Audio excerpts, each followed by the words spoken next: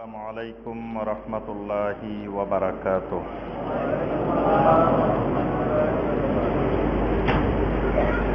ইন্নাল হামদালিল্লাহ নাহমাদুহু ওয়া নাস্তাঈনুহু ওয়া নাস্তাগফিরুহু ওয়া নাউযু বিল্লাহি মিন শুরুরি আনফুসিনা ওয়া মিন সাইয়্যাতি আ'মালিনা। من يهده الله فلا مضل له ومن يضلل فلا هادي له وأشهد أن لا إله إلا الله وحده لا شريك له وأشهد أن محمدا عبده ورسوله. يا أيها الذين آمنوا اتقوا الله حق تقاته ولا تموتن إلا وأنتم مسلمون.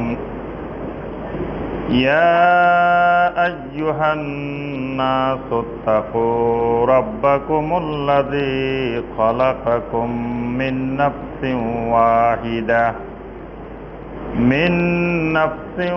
واحدة وخلق منها زوجها وبث منهما رجالا كثيرا ونساء. واتقوا الله الذي تساءلون به والأرحام إن الله كان عليكم رقيبا. يا أيها الذين آمنوا اتقوا الله وقولوا قولا سديدا يصلح لكم أعمالكم ويغفر لكم ذنوبكم ومن يطع الله ورسوله فقد فاز فوزا عظيما. أما بعد فإن خير الحديث كتاب الله وخير الهدي هدي محمد صلى الله عليه وسلم وشر الأمور محدثاتها وكل محدثة بدعة وكل بدعة ضلالة وكل ضلالة في النار. اللهم صل على محمد وعلى آل محمد كما صليت على إبراهيم وعلى آل إبراهيم إنك حميد مجيد. اللهم بارك على محمد وعلى آل محمد كما باركت على إبراهيم وعلى آل إبراهيم إنك حميد مجيد. সম্মানিত উলামায়ে কেরাম, সম্মানিত দিনদার মুসলিম ভাইয়েরা, আল্লাহ রাব্বুল আলামিনের দরবারে কোটি কোটি শুকরিয়া যে মহান রাব্বুল আলামিন আমাদেরকে 1440 হিজরি সনের রবিউল আউয়াল মাসে উত্তরা 11 নম্বর সেক্টর বাইতুন নূর জামে মসজিদের উদ্যোগে আয়োজিত সিরাতুন নবী সাল্লাল্লাহু আলাইহি ওয়াসাল্লাম মাহফিলের আল্লাহ রাব্বুল আলামিন আমাদেরকে নবী সাল্লাল্লাহু আলাইহি ওয়াসাল্লামের মহাসাগর সিরাত থেকে সামান্য কিছু অংশ আমাদেরকে আলোচনা করার এবং শোনার যে আল্লাহ রাব্বুল আলামিন আমাদেরকে তৌফিক দিয়েছেন, সেই রাব্বুল আলামিনের শুকর আদায় করি। সকলে বলি আলহামদুলিল্লাহ। আমরা ইতিপূর্বে নবী সাল্লাল্লাহু আলাইহি ওয়াসাল্লামের সিরাতের উপরে অনেক আলোচনা শুনেছি। জুমার খুতবায় এবং বিভিন্ন আলোচনায় এই উপলক্ষে আমাদের অত্র মসজিদে এবং বিভিন্ন জায়গায় বর্তমানে নবী সাল্লাল্লাহু আলাইহি ওয়াসাল্লামের সিরাতের উপরে, জীবনীর উপরে অনেক আলোচনা হচ্ছে, আমরা নিয়মিত শুনতেছি। আলহামদুলিল্লাহ, নবী সাল্লাল্লাহু আলাইহি ওয়াসাল্লামের সিরাত জানা এটা একজন মুসলিমের জন্য অপরিহার্য বিষয়। কারণ একজন মুসলিম ঈমান আনার সময় শুধুমাত্র আল্লাহ রাব্বুল আলামিনের তাওহীদের উপরে ঈমান আনলে ঈমান সম্পূর্ণ হয় না, তার সাথে আরো একটা তাওহীদের ঈমান আনতে হয়। একটা হলো আল্লাহ রাব্বুল আলামিনের তাওহীদ, আরেকটা হলো মুহাম্মদুর রাসূলুল্লাহ সাল্লাল্লাহু আলাইহি ওয়াসাল্লামের তাওহীদ। এজন্য আমরা কালিমার মধ্যে বলি লা ইলাহা ইল্লাল্লাহু মুহাম্মাদুর রাসূলুল্লাহ সাল্লাল্লাহু আলাইহি ওয়াসাল্লাম। কোন ব্যক্তি যদি শুধু লা ইলাহা ইল্লাল্লাহর উপরে ঈমান আনে, মুহাম্মাদুর রাসূলুল্লাহর উপরে ঈমান আনল না, এই লোক কি ঈমানদার হবে? মাশাআল্লাহ, দেখেন আপনারা সবাই ফতোয়া দিচ্ছেন যে এই লোক ঈমানদার হইতে পারবে না। তাহলে বোঝা যায় যে ঈমানের একটি গুরুত্বপূর্ণ অংশ, মৌলিক অংশ, মূল বিষয় যে মুহাম্মদ রাসূলুল্লাহ সাল্লাল্লাহু আলাইহি সাল্লাম সম্পর্কে জানতে হবে, বুঝতে হবে, ইত্তেবা করতে হবে।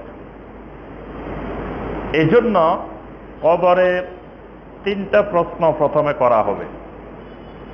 এই তিনটা প্রশ্ন তিন সাবজেক্ট থেকে একেবারে সংক্ষিপ্ত তিনটা প্রশ্ন।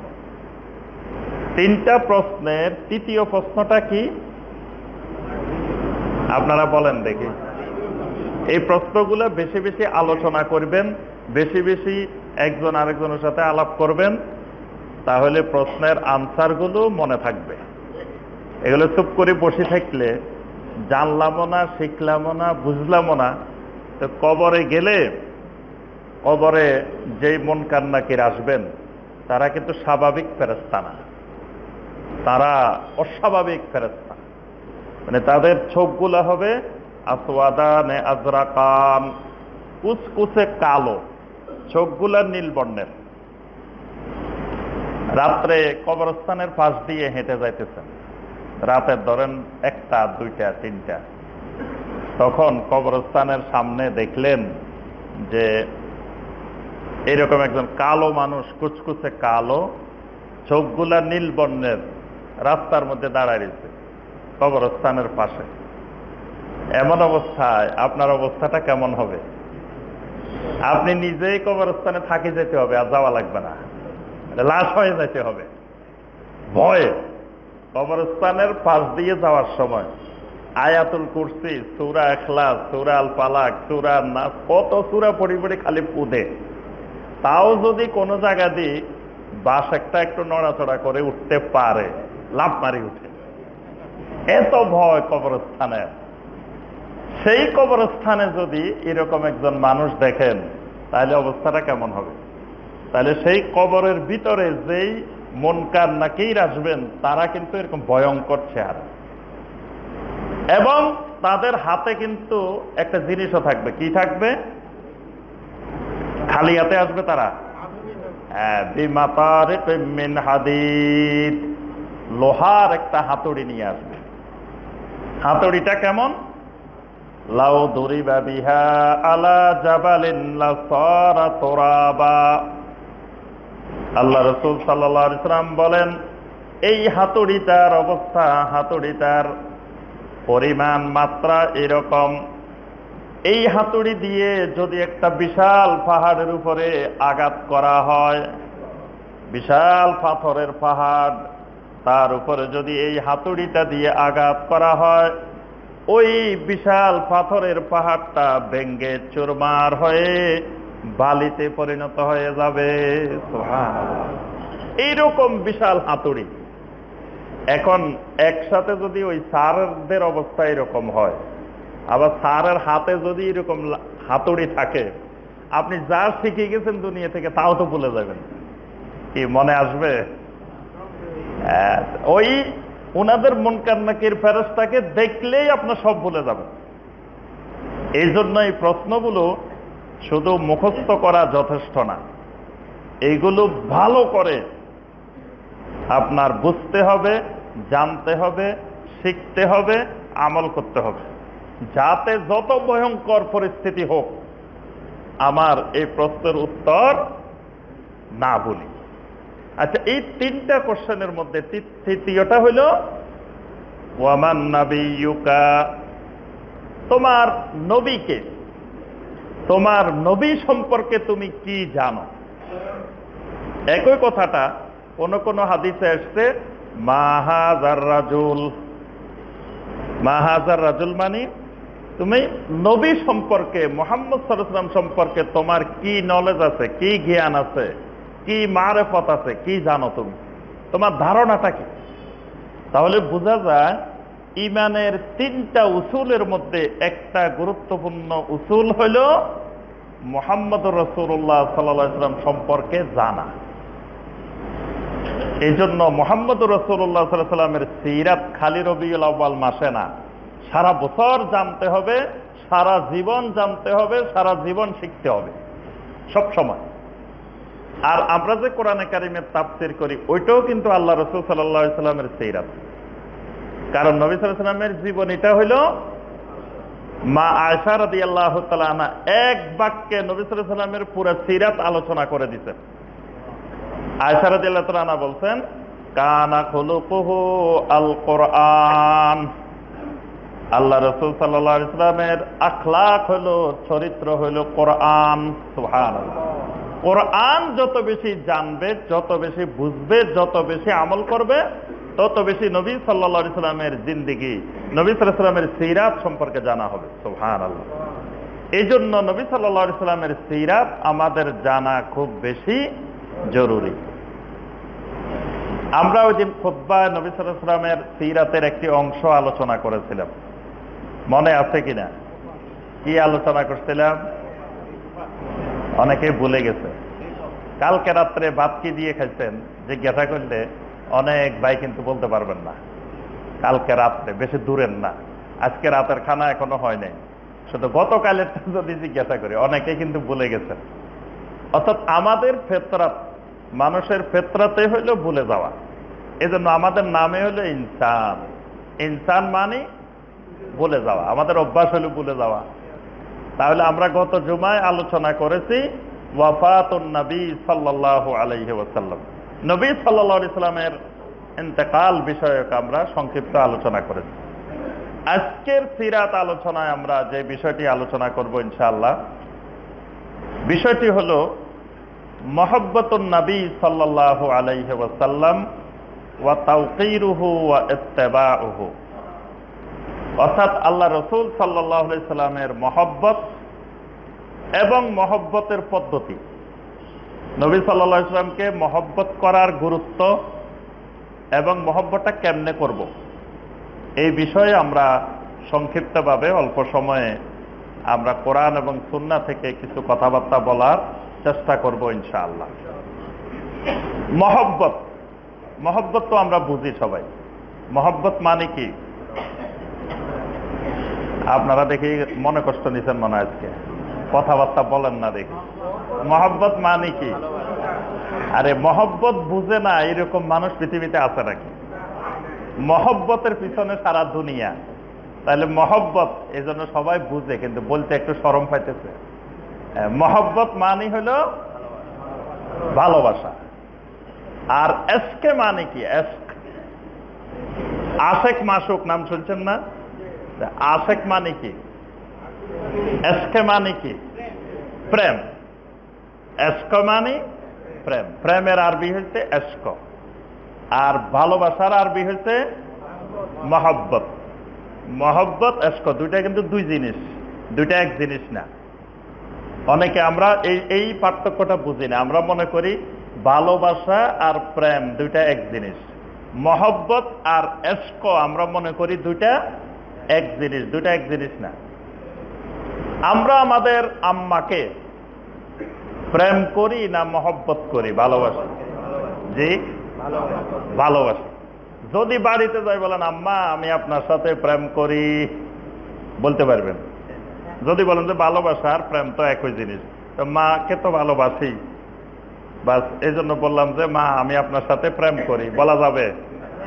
আচ্ছা, আমাদের বোনদের সাথে, বোন ভাই বোনে আমরা কি করি? মহব্বত করি। ভাই বোনকে মহব্বত করি, বোন ভাইকে মহব্বত করেন, ভালোবাসেন, কিন্তু প্রেম করি না। আচ্ছা, স্বামী স্ত্রীর মধ্যে কি হয়? প্রেমও আছে মহব্বতও আছে, দুইটাই আছে। এশকও আছে মহব্বতও আছে, প্রেমও আছে ভালোবাসাও আছে। আর সমাজে যেগুলো অশ্লীল সেগুলো তো প্রেমও না ভালোবাসাও না, সেগুলোর নাম অশ্লীলতা, সেগুলোর নাম ফাহশা। আর প্রেম করতে হবে একমাত্র স্ত্রীর সাথে, প্রেম এশক। আচ্ছা, তাহলে আমরা বুঝলাম যে মহব্বত এক জিনিস, এশক আরেক জিনিস। আল্লাহ সুবহানাহু ওয়া তাআলা এবং আল্লাহ রাসূল সাল্লাল্লাহু আলাইহি সাল্লামের সাথে মহব্বত করবেন না এশক করবেন? এবার বলেন, কঠিন পরীক্ষা। আল্লাহ এবং আল্লাহ রাসূলের সাথে মহব্বত না এশক? মহব্বত।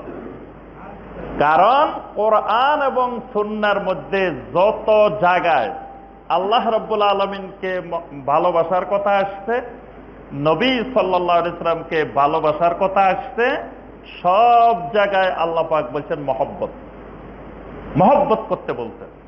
এশক শব্দটা, প্রেম শব্দটা কোরআন এবং সুন্নাহর মধ্যে আসে না। আল্লাহ পাক কোরআনে কারিমে সূরা আলে ইমরানের 31 নম্বর আয়াতে আল্লাহ পাক বলছেন, কুল ইন কুনতুম তুহিব্বুনাল্লাহা ফাত্তাবিউনি ইউহিব্বুকুমুল্লাহু ওয়া ইয়াগফির লাকুম যুনুবাকুম ওয়াল্লাহু গফুরুর রহিম। আল্লাহ রাব্বুল আলামিন বলেন, রাসূল দুনিয়াতে সমস্ত মানুষকে এই খবরটি জানিয়ে দিন, ইন কুনতুম তুহিব্বুনাল্লাহ, যদি তোমরা আল্লাহ রাব্বুল আলামিনকে মহব্বত করতে চাও, মহব্বত করো। এশক করো বলেন নাই আল্লাহ পাক, কি করতে বলছেন? মহব্বত করো। ফাত্তাবিউনি, মহব্বতের পদ্ধতি হলো আমি রাসূলের ইত্তেবা করা। ইউহিব্বুকুমুল্লাহ, তোমরা যদি আমি রাসূলের ইত্তেবা করো, আল্লাহ রাব্বুল আলামিনও তোমাদের সাথে মহব্বত করবেন। সুবহানাল্লাহ। তাহলে আল্লাহ সুবহানাহু ওয়া তাআলা বান্দার সাথে মহব্বত করেন, বান্দাও আল্লাহর সাথে মহব্বত করে। আমরা সবচেয়ে বেশি মহব্বত করি কাকে? ওয়াল্লাযীনা আমানু আশাদ্দু হুব্বাল লিল্লাহ, ঈমানদার সবচেয়ে বেশি মহব্বত করে, ভালোবাসে আল্লাহ রাব্বুল আলামিনকে। তারপরে ভালোবাসে কাকে? আল্লাহ রাসূল সাল্লাল্লাহু আলাইহি ওয়াসাল্লামকে। আল্লাহ এবং আল্লাহ রাসূলকে যদি দুনিয়ার সবকিছুর চাইতে বেশি মহব্বত না করি, তাহলে বুঝতে হবে ঈমানে আসা নেই। এই জন্য আল্লাহ পাক সূরা তাওবার মধ্যে বলছেন, কুল ইন কানা আবাউকুম ওয়া আবনাউকুম ওয়া ইখওয়ানুকুম ওয়া আযওয়াজুকুম। আল্লাহ রাব্বুল আলামিন বলেন, রাসূল আপনি বলে দিন, এই খবরটা জানিয়ে দিন, যদি তোমাদের মা বাবা, সন্তান সন্ততি, ভাই বোন, স্বামী স্ত্রী, ওয়া আশিরাতুকুম তোমাদের আত্মীয় স্বজন, ওয়া আশীরাতুকুম ওয়া আমওয়ালুন ইকতারাফতুমুহা, যেই সম্পদ তোমরা উপার্জন করো সেই সম্পদ, ওয়া তিজারাতুন তাখশাউনা কাসাদাহা, ওই ব্যবসা বাণিজ্য যেই ব্যবসা বাণিজ্যের সবসময় ক্ষতি হওয়ার আশঙ্কায় ভয়ের মধ্যে থাকো। তারপরে ওয়া তিজারাতুন তাখশাউনা কাসাদাহা ওয়া মাসাকিনু তারদাউনাহা, যেই সুন্দর সুন্দর বাড়ি ঘর বিল্ডিং প্রাসাদ তোমরা তৈরি করো, এই সব কিছুর চাইতে আহাব্বা ইলাইকুম মিনাল্লাহি ওয়া রাসূলিহি ওয়া জিহাদিন ফি সাবিলিহি, যদি এগুলো এই সম্পদ, এই মা বাবা সন্তান সন্ততি আত্মীয় স্বজন ভাই বোন স্বামী স্ত্রী সম্পদ ব্যবসা বাণিজ্য বাড়িঘর, এইগুলো যদি আল্লাহ রাব্বুল আলামিনের থেকে তোমার কাছে বেশি মহব্বতের হয়, আল্লাহ রাসূল সাল্লাল্লাহু আলাইহি সাল্লামের থেকে তোমার কাছে বেশি ভালোবাসার বেশি মহব্বতের হয়, জিহাদ ফি সাবিলিল্লাহর চাইতে বেশি মহব্বতের হয়, ফাতারাব্বাসু হাত্তা ইয়াতিয়াল্লাহু বিআমরি, তাহলে তুমি অপেক্ষা করতে থাকো, আল্লাহ রাব্বুল আলামিনের পক্ষ থেকে তোমার উপরে গজব নাজিল হবে। সেই গজব দুনিয়াতেও হইতে পারে আখিরাতেও হইতে পারে। তাহলে দুনিয়ার সব কিছুর চাইতে মহব্বত বেশি হবে কার? আল্লাহ সুবহানাহু ওয়া তাআলার এবং আল্লাহর রাসূলের। তাহলে আল্লাহ এবং আল্লাহ রাসূলের সাথে এখানে আল্লাহ কি বলছেন? আহাব্বা ইলাইকুম, মহব্বত, এশক না। তো বলে এশকে করলে অসুবিধা কি? এশক আর মহব্বত তো কাছাকাছি। এশক আর মহব্বতে বেশ কম আছে। যাদেরকে মহব্বত করি তাদের সাথে কথাবার্তা বলার সময় মাপকাঠি দিয়ে কথা বলতে হয়। এশক করলে মাপকাঠি লাগে না, যেভাবে ইচ্ছা সেভাবে কথা বলা যায়।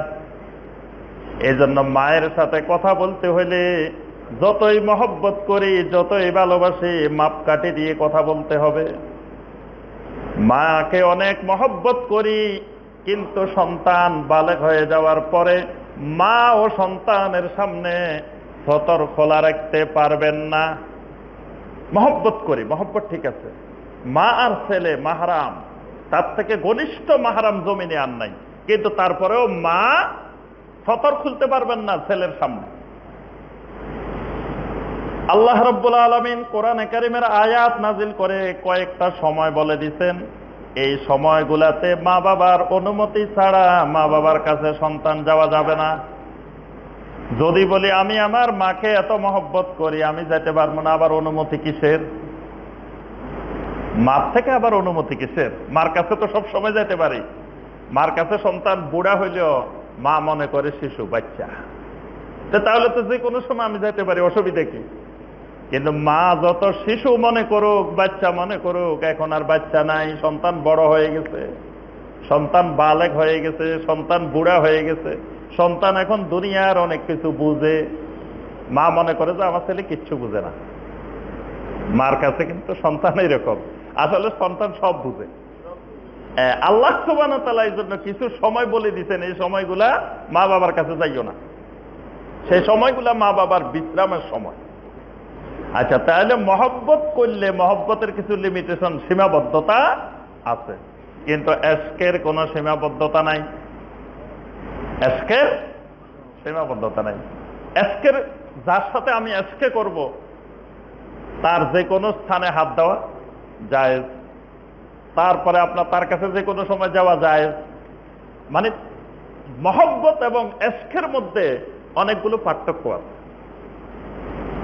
এই জন্য আল্লাহ সুবহানাহু ওয়া তাআলার সাথে আল্লাহ রাসূল সাল্লাল্লাহু আলাইহি সাল্লামের সাথে মহব্বত করতে হবে, এটা প্রথমে খেয়াল রাখতে হবে। এশকে না, প্রেম না। অনেক ইহুদিবাদী, অনেক ইসলাম বিরোধী শক্তি আপনার ইউসুফ জুলাইখার প্রেম কাহিনী, নাউজুবিল্লাহ, অনেক গান বানাইছে, সঙ্গীত বানাইছে, গজল বানাইছে, তারপরে নাটক বানাইছে, অসংখ্য জিনিস বানাইছে। কয় ইউসুফ জুলাইখার প্রেম কাহিনী, নাম শুনছেন না? ইউসুফ নবী প্রেম করছে কার সাথে?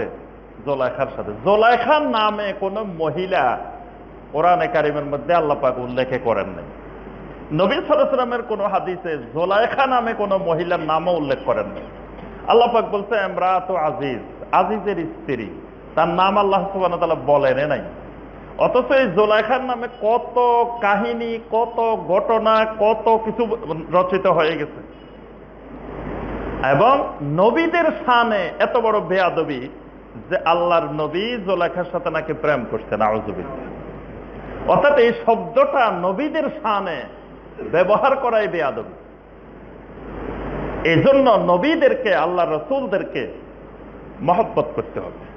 তাহলে নবী সাল্লাল্লাহু আলাইহি সাল্লামের মহব্বত, নবী সাল্লাল্লাহু আলাইহি সাল্লামের ভালোবাসা, এটাই ঈমানের একটা গুরুত্বপূর্ণ শর্ত। ঈমান আনতে হলে নবী সাল্লাল্লাহু আলাইহি সাল্লামকে মহব্বত করতেই হবে। সূরা আল আরাফের 117 নম্বর আয়াত আল্লাহ সুবহানাহু ওয়া তাআলা বলেন, ফাল্লাযীনা আমানু বিহি ওয়া আযযারুহু ওয়া নাসারুহু ওয়াত্তাবাউন নূরাল্লাযী উনজিলা মাআহু উলাইকা হুমুল মুফলিহুন। আল্লাহ রাব্বুল আলামিন বলেন, ফাল্লাযীনা আমানু বিহি, যেই মানুষগুলো আমার রাসূলের উপরে ঈমান আনে, ওয়া আযযারুহু, আমার রাসূলকে সম্মান করে, মহব্বত করে, ওয়া নাসারুহু, সম্মান করে, মহব্বত করে, কিন্তু বিপদে পড়লে খবর নেয় না, যেমন আমরা করি।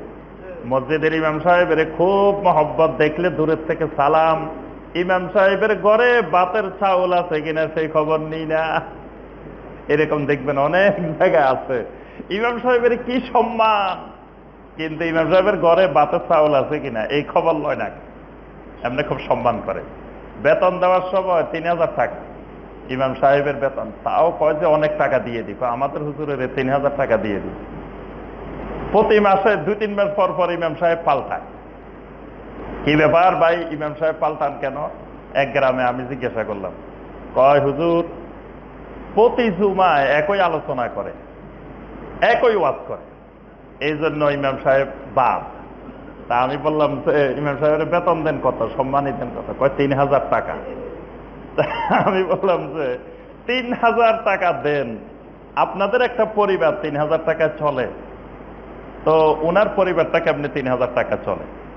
3000 টাকা যে দেওয়ার পরে উনি জুমার মিম্বরে দাঁড়াইতে পারেন, এটাই তো আল্লাহর বিরাট শুকরিয়া। বয়ান তো পরের কথা, কারণ 3000 টাকায় উনি যে বাসা থেকে খুতবা দেওয়ার জন্য দাঁড়াইতে হলেও তো একটু এনার্জি লাগে, শক্তি লাগে। তো উনি যে 3000 টাকা দিয়ে পরিবারের সবাইরে খাওয়ায়, উনি খেয়ে আসে মিম্বরে দাঁড়াইতে পারেন, এটাই তো আল্লাহর বিরাট নিয়ামত। সেখানে আবার উনার থেকে ভালো ভালো বয়ানও চান, নতুন নতুন বয়ানও চান। কয় হুজুর জানেন না, হুজুরের আউট ইনকাম আছে। আমরা বেতন 3000 দিলে কি হইব? Out income. আউট ইনকাম কি? কয় মিলাদ আছে, খতম আছে, এটা আছে, সেটা আছে। আমি এগুলো তো সব হারামি ইনকাম। আপনারা বাধ্য করতেছেন যে তুমি হালাল খাইও না, হারাম খাও। তা হারাম খাই ওই হুজুরের পিছনে নামাজ পড়লে আপনার নামাজ হইব না। হুজুরের তো নামাজ হইতো না, তা আপনার নামাজ হবে কিভাবে? আগে ইমাম সাহেবের যার পিছনে নামাজ পড়বেন তার রিজিক হালাল হওয়ার ব্যবস্থা করতে হবে, তারপরে না আমার নামাজ, তার পিছনে আমার নামাজ সহি হবে। তাকে হারাম খাইতে বাধ্য করতেছে। এই জন্য ইমাম আবু হানিফা রহমতুল্লাহ আলাইহি সুন্দর একটা কথা বলছেন। ইমাম আবু হানিফা রহমতুল্লাহ আলাইহি বলছেন যে যেই মুফতি সাহেবের বাসায় আটা নাই, মানে ভাতের চাউল নাই, খাবার নাই, ওই মুফতি সাহেবের কাছে কখনো ফতোয়া জিজ্ঞাসা করিও না। কারণ ওই মুফতি সাহেব টেনশনে আছেন, কোন সময় উনি বাসায় খাবার নাই, কিভাবে খাবার কিনবেন, কিভাবে খাবার জোগাড় করবেন, ওই চিন্তার মধ্যে আছে। এমন সময় আপনি এসে বললেন, হুজুর আমার একটা মাসালা দরকার। কি মাসালা? আমার আব্বা অসুস্থ, খুব অসুস্থ। হুজুর চিন্তা করতেছেন যে পাইছি একটা। এই সময় এমন কিছু ফতোয়া দিতে হবে যেই ফতোয়ার দ্বারা আমার পকেটেও কিছু আসবে, সেও খুশি হবে। দেখো ভাই শোনেন, আপনার আব্বার যে অসুস্থ, এই অসুস্থ ভালো হইতে হইলে একটা খতমের আয়োজন করে দেন, এটা করে দেন, ওইটা করে দেন, মানে এটা করলে আমার পকেটে কিছু আসবে। বাস, তাহলে সেই লোকটা সহি কোরআন সুন্নাহর সমাধান পাইল না। এই জন্যই ইমাম আবু হানিফা রাহমাতুল্লাহ আলাইহি নিষেধ করছেন যে এরকম যত বড় আলেম হোক, তার ঘরে যদি খাবার ঠিক না থাকে, তার পরিবারের চাহিদা ঠিক মতো না থাকে, তার কাছে তোমরা মাসালা জিজ্ঞাসা করিও।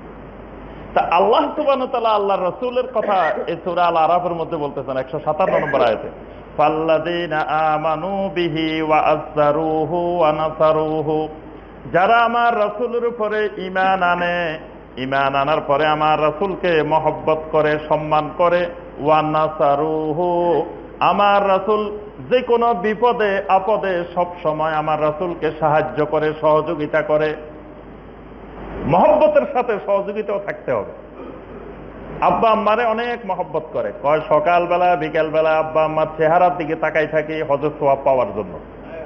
কিন্তু আব্বা আম্মার অসুস্থ, চিকিৎসা দরকার, ওষুধ আনে না, হাসপাতালে নেওয়া দরকার, হাসপাতালে নেয় না, এমনি অনেক মহব্বত। ভালো ভালো ফল ফলাদি খাবার দরকার, খাবার আনে না, এমনি অনেক মহব্বত করে। এটাকে মহব্বত। মহব্বত হলো ওয়া আযযারুহু ওয়া নাসারুহু ওয়াত্তাবাউন নূরাল্লাযী উনজিলা মাআহু। আল্লাহ রাব্বুল আলামিন বলেন, ওই রাসূলের সাথে আমি যেই নূর নাজিল করছি, নূর মানে কি? কোরআন। কোরআনের আরেক নাম নূর। আল্লাহ পাক বলছেন ওয়াত্তাবাউন নূরাল্লাযী উনজিলা মাআহু, আমার রাসূলের সাথে যেই নূর আমি নাজিল করেছি ওই নূরের অনুসরণ করে। উলাইকা হুমুল মুফলিহুন।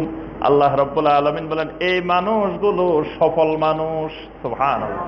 এরা দুনিয়াতেও সফল, আখিরাতেও সফল। সুবহানাল্লাহ।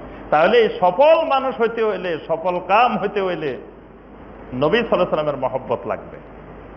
নবী সাল্লাল্লাহু আলাইহি ওয়াসাল্লামের উপরে ঈমান আনার পরে আল্লাহ রাসূল সাল্লাল্লাহু আলাইহি ওয়াসাল্লামকে মহব্বত করতে হবে। এজন্য আল্লাহ রাসূল সাল্লাল্লাহু আলাইহি ওয়াসাল্লাম বলছেন, লা ইউমিনু আহাদুকুম হাত্তা আকুনা আহাব্বা ইলাইহি মিন ওয়ালিদিহি ওয়া ওয়ালাদিহি ওয়ান নাসি আজমাইন।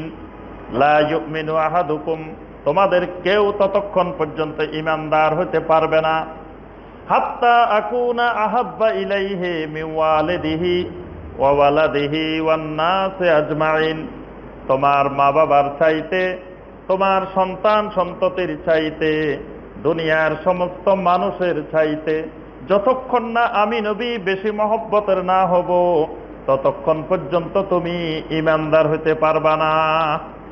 ঈমানদার হওয়া যাবে না যতক্ষণ আমি সবচেয়ে বেশি মহব্বতের না হব। ওমর ইবনে খাত্তাব রাদিয়াল্লাহু তাআলা আনহু গিয়ে বলেন, ইয়া রাসূলুল্লাহ সাল্লাল্লাহু আলাইহি ওয়াসাল্লাম, লা আনতা আহাব্বু ইলাইয়া মিন কুল্লি শাইইন ইল্লা মিন নাফসি। হে আল্লাহ রাসূল সাল্লাল্লাহু আলাইহি ওয়াসাল্লাম, দুনিয়ার সমস্ত জিনিসের চাইতে, সবার চাইতে আপনি আমার কাছে সবচেয়ে বেশি মহব্বতের। সুবহানাল্লাহ। আল্লাহ রাসূল সাল্লাল্লাহু আলাইহি ওয়াসাল্লাম বলেন, ওমর এখনো ঈমানদার হইতে পারো নাই। সবকিছুর চাইতে আপনি বেশি মহব্বতের, কিন্তু ইল্লা মিন নাফসি, তবে আমার নিজের থেকে আপনি বেশি মহব্বতের না। সবকিছুর চাইতে, আমার মা বাবার চাইতে, ছেলে মেয়ের চাইতে, সব সম্পদের চাইতে আপনি বেশি মহব্বতের, কিন্তু আমার নিজের থেকে আপনাকে বেশি মহব্বত করি না। মানে একই সাথে যদি দুইজনে বিপদে পড়ি, আগে চেষ্টা করব আমাকে বাঁচানোর জন্য, তারপরে আপনাকে বাঁচানোর জন্য। তাহলে মহব্বতটা আমার প্রতি বেশি, আপনার প্রতি কম, এই মহব্বত এখনো আসে নাই। আল্লাহ রাসূল সাল্লাল্লাহু আলাইহি ওয়াসাল্লাম বললেন, তুমি এখনো ঈমানদার হও নাই। তারপরে ওমর ইবনে খাত্তাব রাদিয়াল্লাহু তাআলা আরেকবার পরবর্তীতে এসে বললেন, ওয়াল্লাহি লা আনতা আহাব্বু ইলাইয়া মিন নাফসি। আল্লাহর কসম করে বলছি, ইয়া রাসূলুল্লাহ সাল্লাল্লাহু আলাইহি ওয়াসাল্লাম, এখন আপনি আমার কাছে দুনিয়ার সবকিছুর চাইতেও বেশি মহব্বতের, আবার আমার নিজের চাইতেও বেশি মহব্বতের। সুবহানাল্লাহ। আল্লাহ রাসূল সাল্লাল্লাহু আলাইহি ওয়াসাল্লাম বলেন, আল আন ইয়া ওমর, হে ওমর, এতক্ষণে তুমি ঈমানদার হইছো। সুবহানাল্লাহ। এতক্ষণে তোমার ভিতরে ঈমান আসছে, এর আগ পর্যন্ত ঈমানই ছিল না। তাহলে নিজের চাইতেও, নিজের নফসের চাইতেও নবী সাল্লাল্লাহু আলাইহি ওয়াসাল্লামকে বেশি, নিজের নফস চাইতেছে না মুখের মধ্যে দাড়ি রাখি, কারণ দাড়ি রাখলে খোঁচা খোঁচা দেখা যায়, বুড়া দেখা যায়, স্ত্রী মহব্বত করে না, লোকেরা বিয়ে করতে গেলে বউ পাওয়া যায় না, কত রকমের সমস্যা, মনে চায় না। কিন্তু যদি রাসূল সাল্লাল্লাহু আলাইহি সাল্লামের মহব্বতটা বেশি থাকে, নিজের চাইতেও, নিজের মনে না চাইলেও কিন্তু রাসূলুল্লাহ সাল্লাল্লাহু আলাইহি সাল্লামের মহব্বত যদি বেশি থাকে, তাহলে দাড়ি চলে আসবে, তাহলে আমার মধ্যে সুন্নতের সব আমল চলে আসবে, যদি আমার নিজের চাইতেও নবী সাল্লাল্লাহু আলাইহি সাল্লামকে বেশি মহব্বত করি। অনেকে কয়, হুজুর দাড়ি তো রাখতে চায়, আপনার ভাবি অনুমতি দেয় না। ভাবির অনুমতি যদি চাওয়া হয়, ইমানে চলে যাবে। কারণ আল্লাহ রাসূল সাল্লাল্লাহু আলাইহি সাল্লামের কাছে, আল্লাহ সুবহানাহু ওয়া তাআলার কাছে ভাবি কিছুই না। আল্লাহর হুকুম পালন করার ক্ষেত্রে, নবী সাল্লাল্লাহু আলাইহি সাল্লামের সুন্নত পালন করার ক্ষেত্রে যদি কারো অনুমতি চান মানুষের, সে ঈমান থাকবে না। কারণ দুনিয়ার সবকিছুর চাইতে মহব্বত কার বেশি হবে? আল্লাহ সুবহানাহু ওয়া তাআলা এবং আল্লাহ রাসূল। উবাই ইবনে কাব রাদিয়াল্লাহু তাআলা, উনি একদিন নামাজ পড়তেছেন, আল্লাহ রাসূল সাল্লাল্লাহু আলাইহি ওয়াসাল্লাম ডাক দিলেন, ইয়া উবাই ইবনে কাব। উবাই ইবনে কাব চিন্তা করে, নামাজ পড়তেছি, রাসূল ডাকে, নামাজ বেশি না রাসূল বেশি, নামাজ বেশি না রাসূল বেশি, চিন্তা করতেছে। চিন্তা করে সিদ্ধান্ত নিলেন নামাজ বেশি। আল্লাহ রাসূল সাল্লাল্লাহু আলাইহি ওয়াসাল্লাম যতবার ডাকে আর কোনো জবাব দেয় না। এরপরে নামাজ শেষ হয়েছে। নামাজ শেষ হওয়ার পর আল্লাহ রাসূল সাল্লাল্লাহু আলাইহি ওয়াসাল্লাম জিজ্ঞাসা করলেন, ইয়া উবাই মা মানাকা আন তুজাবা, জবাব দিতে তোমারে কোন জিনিস বাধা দিছে? উবাই ইবনে কাব রাদিয়াল্লাহু তাআলা আনহু বললেন, ইয়া রাসূলুল্লাহ সাল্লাল্লাহু আলাইহি ওয়াসাল্লাম, আমি নামাজ পড়তেছিলাম, ইন্নী কুনতু ফিস সালাহ, আমি সালাতের মধ্যে ছিলাম। আল্লাহ রাসূল সাল্লাল্লাহু আলাইহি ওয়াসাল্লাম বললেন, তুমি কি কোরআনে কারীমের এই আয়াত পড়ো নাই? ইয়া আইয়ুহাল্লাযীনা আমানুস্তাজিবু লিল্লাহি ওয়ালির রাসূল ইজা দাআকুম লিমা ইউহয়িকুম। হে ঈমানদাররা, যখন আল্লাহ এবং আল্লাহ রাসূল তোমাদেরকে ডাক দিবেন, যদি তুমি জীবন্ত থাকো, যেই ডাক তোমাকে জীবন্ত করে, সব কিছু ছেড়ে দিয়ে আল্লাহ এবং রাসূলের ডাকে সাড়া দিবা। সুতরাং নামাজ পড়ে আমি নবী আগে, সুবহানাল্লাহ। নামাজ ছেড়ে দিতে হবে আমি নবী ডাক দিলে, সুবহানাল্লাহ। ফরজ নামাজও ছেড়ে দিতে হবে আল্লাহ এবং আল্লাহ রাসূল ডাক দিলে। তবে মা বাবা ডাক দিলে ফরজ নামাজ ছাড়া যাবে না, নফল নামাজ ছাড়া যাবে। মা বাবা ডাক দিলে নফল নামাজ ছেড়ে দিতে হবে, সুন্নত নামাজ ছেড়ে দিতে হবে, কিন্তু ফরজ নামাজ ছাড়া যাবে না। শুধু আল্লাহ এবং আল্লাহ রাসূল ডাক দিলে ফরজ নামাজও ছেড়ে দিতে হবে। তাহলে বোঝা গেল যে নবী সাল্লাল্লাহু আলাইহি সাল্লামের মহব্বতের কাছে নামাজও কম গুরুত্ব। আল্লাহ রাসূল সাল্লাল্লাহু আলাইহি সাল্লামের কাছে মাঝে মাঝে লোকেরা এসে খালি কিয়ামত কবে হবে এই খবর জিজ্ঞেস করত। কিয়ামত কবে হবে, কিয়ামত কবে হবে? তো এক সাহাবী এসে একদিন বলতেছে, মাতা সাআহ, কিয়ামত কবে হবে? কিয়ামত যখনই হোক, কিয়ামতের আমাদের দরকারটা কি? দরকার আছে? কিয়ামতের সময় কিয়ামত হইব, আমার দরকার প্রস্তুতি নেওয়ার। কিয়ামত যখনই হোক। তা আল্লাহ রাসূল সাল্লাল্লাহু আলাইহি ওয়াসাল্লাম এই লোকটাকে বললেন, ওয়া মাযা আদাত্তা লাহা ওয়াইহাকা আন্নাহা কায়েমাতুন, তোমার ধ্বংস হোক, তুমি খালি কিয়ামত কিয়ামত করো, কোনো কিয়ামত তো হবেই। ওয়া মাযা আদাত্তা লাহা, কি প্রস্তুতি নিয়ে এমন বসে আছো যে কিয়ামত হইলেই তোমার খুশির খবর? কি প্রস্তুতি নিছো কিয়ামতের জন্য? তো লোকটা বললেন, লা শাইআ ইল্লা আন্নী উহিব্বুল্লাহ ওয়া রাসূলাহু সাল্লাল্লাহু আলাইহি ওয়াসাল্লাম। লোকটা বললেন, ইয়া রাসূলুল্লাহ সাল্লাল্লাহু আলাইহি ওয়াসাল্লাম, কিয়ামতের জন্য কোনো প্রস্তুতি নিই নাই, একটা মাত্র মজবুত প্রস্তুতি, শক্ত প্রস্তুতি নিয়ে রাখছি, সেটা হলো ইল্লা আন্নী উহিব্বুল্লাহ ওয়া রাসূলাহু সাল্লাল্লাহু আলাইহি ওয়াসাল্লাম, আমি দুনিয়ার সবকিছুর চাইতে আল্লাহ রাব্বুল আলামিন এবং আল্লাহ রাসূল সাল্লাল্লাহু আলাইহি ওয়াসাল্লামকে বেশি মহব্বত করি। সুবহানাল্লাহ। এই মহব্বতের আমলটা, এটা আমি মজবুত করে রাখছি, এটাই আমার প্রস্তুতি। আর কোনো আমল তেমন প্রস্তুতি আমার নাই। আল্লাহ রাসূল সাল্লাল্লাহু আলাইহি ওয়াসাল্লাম বললেন, আনতা মা'a মান আহবাবতা, তুমি যাদেরকে মহব্বত করো, যাদেরকে পছন্দ করো, তোমার হাসর, তোমার কিয়ামত সব তাদের সাথে হবে। সুবহানাল্লাহ। তুমি যদি নবী সাল্লাল্লাহু আলাইহি ওয়াসাল্লামকে মহব্বত করো, তোমার হাসর হবে নবী সাল্লাল্লাহু আলাইহি ওয়াসাল্লামের সাথে। তুমি যদি আবু বকর, ওমর, সাহাবায়ে কেরামকে মহব্বত করো, তোমার হাসর হবে সাহাবায়ে কেরামের সাথে। এই হাদিসের বর্ণনাকারী আনাস ইবনে মালিক রাদিয়াল্লাহু তাআলা আনহু, তিনি বললেন, ফামা ফারিহনা মা ফারাহানা বিকাউলিন নবী সাল্লাল্লাহু আলাইহি ওয়াসাল্লাম আনতা মা মান আহবাবতা। তিনি বলেন, জীবনে নবী সাল্লাল্লাহু আলাইহি ওয়াসাল্লাম থেকে অনেক হাদিস শুনছি, অনেক হাদিস বর্ণনা করছি। এই একটা হাদিস আমাদেরকে যত বেশি আনন্দিত করছে, যত বেশি খুশি করছে, আর কোন হাদিস আমাদেরকে এত বেশি খুশি করে নাই। সুবহানাল্লাহ। এই হাদিসে এত খুশি হওয়ার কারণ কি? এই হাদিসের দ্বারা এত খুশি হওয়ার কারণ হইল, আমরা ইন্নী উহিব্বুন নবী সাল্লাল্লাহু আলাইহি ওয়াসাল্লাম ওয়া আবু বকর ওয়া ওমর, আমরা নবী সাল্লাল্লাহু আলাইহি ওয়াসাল্লামকে মহব্বত করি, আবু বকরকে মহব্বত করি, ওমরকে মহব্বত করি। কিয়ামতের ময়দানে আমাদের হাসর হবে এদের সাথে। সুবহানাল্লাহ। আমাদের জান্নাত হবে এদের সাথে।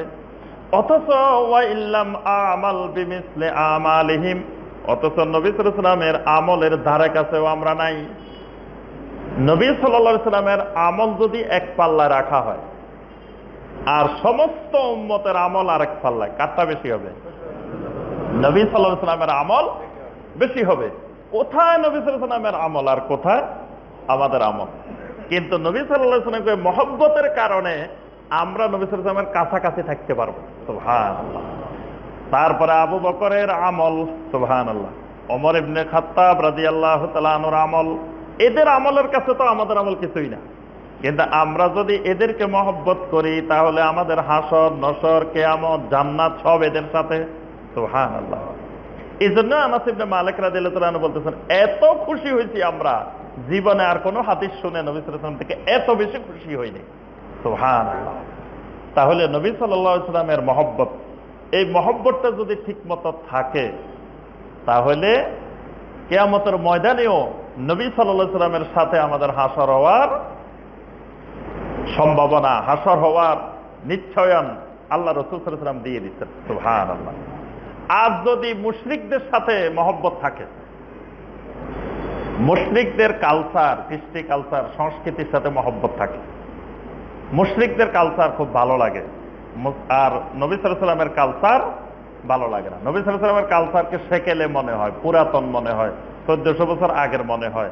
আর বর্তমানে যেগুলো ইহুদিদের, মুশরিকদের, নাসারাদের, এইগুলোকে আধুনিক মনে হয়। তাহলে হাসর হবে কাদের সাথে? আর কথা কয় না। হাসর হবে ওই মুশরিকদের সাথে, ইহুদিদের সাথে, নাসারাদের সাথে। সুনানে বাইহাকির হাদিস, সহিহ হাদিস, আল্লাহ রাসূল সাল্লাল্লাহু আলাইহি ওয়াসাল্লাম বলেন, মান বানা বিবিলাদিল মুশরিকিন, যে মুসলমান মুশরিকের দেশে বসবাস করে, মুশরিকের দেশে বসবাস করার কারণে মুশরিকেরা যখন নববর্ষের উৎসব পালন করে, এরাও নববর্ষের উৎসব পালন করে। নববর্ষের উৎসব এটা মুশরিকদের উৎসব, এটা মুসলমানের অভ্যাস না, মুসলমানের অনুষ্ঠান না, মুসলমানের কালচার না। এই যে 31st নাইট, এটা কোনো মুসলমানের কালচার না, এটা কালচার কার? খ্রিস্টানদের। তারপরে ইংরেজি, বাংলা, আরবি যত নববর্ষ আছে সব নববর্ষ। আল্লাহ রাসূল সাল্লাল্লাহু আলাইহি ওয়াসাল্লাম আরবি নববর্ষ পালন করেন নাই। নবী সাল্লাল্লাহু আলাইহি ওয়াসাল্লাম বলেন, মুশরিকের দেশে বসবাস করার কারণে, কারণ মুসলমানের দেশে এইসব অনুষ্ঠান হবে, এটা তো কল্পনার বাইরে। এই জন্য নবী সাল্লাল্লাহু আলাইহি ওয়াসাল্লাম কথাটা বলছেন মুশরিকের দেশে যারা বসবাস করে, কারণ মুসলমানের দেশে তো এইগুলা হওয়ার প্রশ্নই উঠে না। এখন তো আমরা মুসলমানের দেশেই লক্ষ লক্ষ কোটি কোটি মুসলমান, সেই 31st নাইট আসলে কক্সবাজারে বিভিন্ন জায়গায় হোটেল মোটেল ভাড়ায় পাওয়া যায় না, সব দলে দলে নববর্ষ উদযাপন।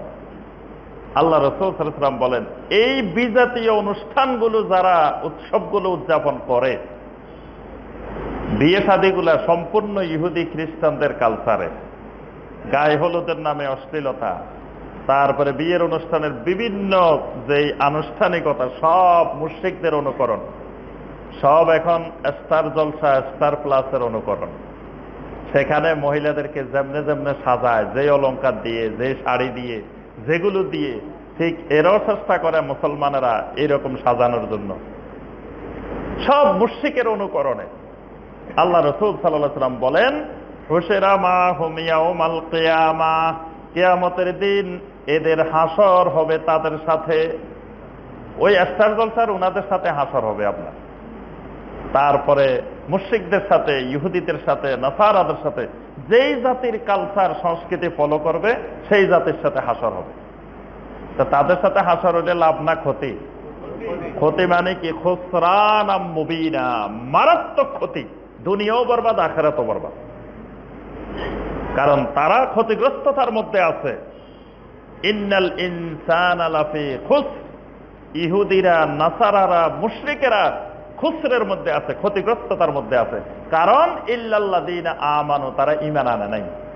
আর আমরা যারা ঈমান আনছি, আমরা ক্ষতিগ্রস্ততার মধ্যে নাই। আমরা দুনিয়াতেও লাভের মধ্যে আছি, আখিরাতেও লাভের মধ্যে আছি। সুবহানাল্লাহ। কিন্তু লাভের মধ্যে থাকি, আবার আমরা ক্ষতির দিকে চলে যাচ্ছি।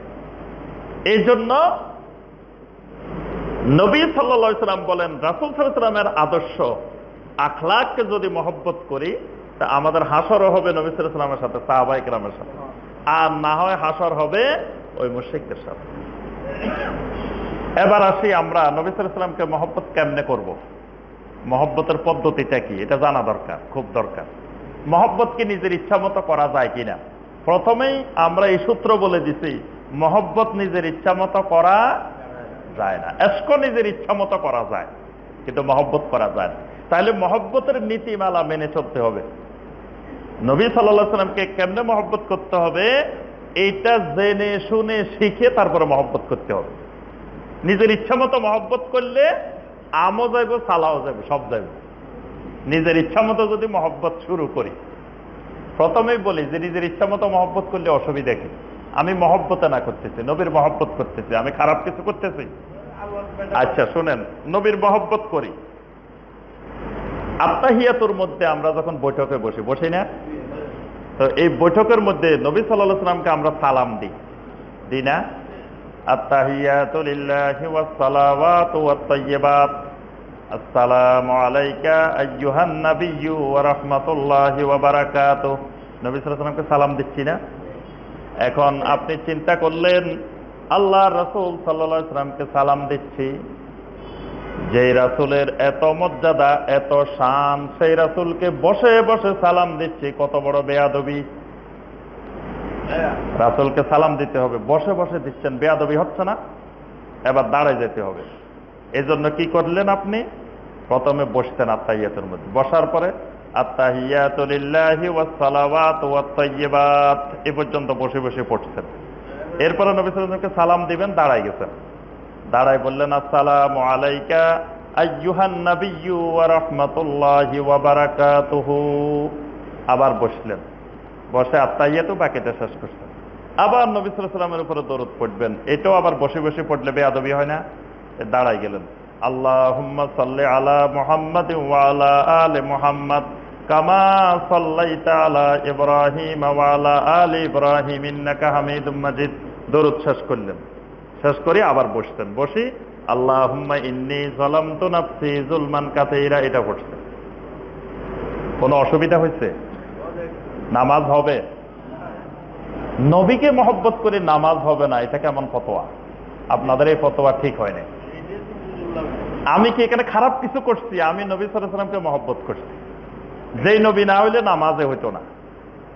আরে মিয়া, নামাজ পাইছো কই? অনেকে বলে যে এরকম, নামাজ পাইছো কোথায়? সেই নবী না হইলে নামাজও পাইতা না। তো নবী সাল্লাল্লাহু আলাইহি ওয়াসাল্লামকে মহব্বত করলে নামাজ যাইবো কেমনে?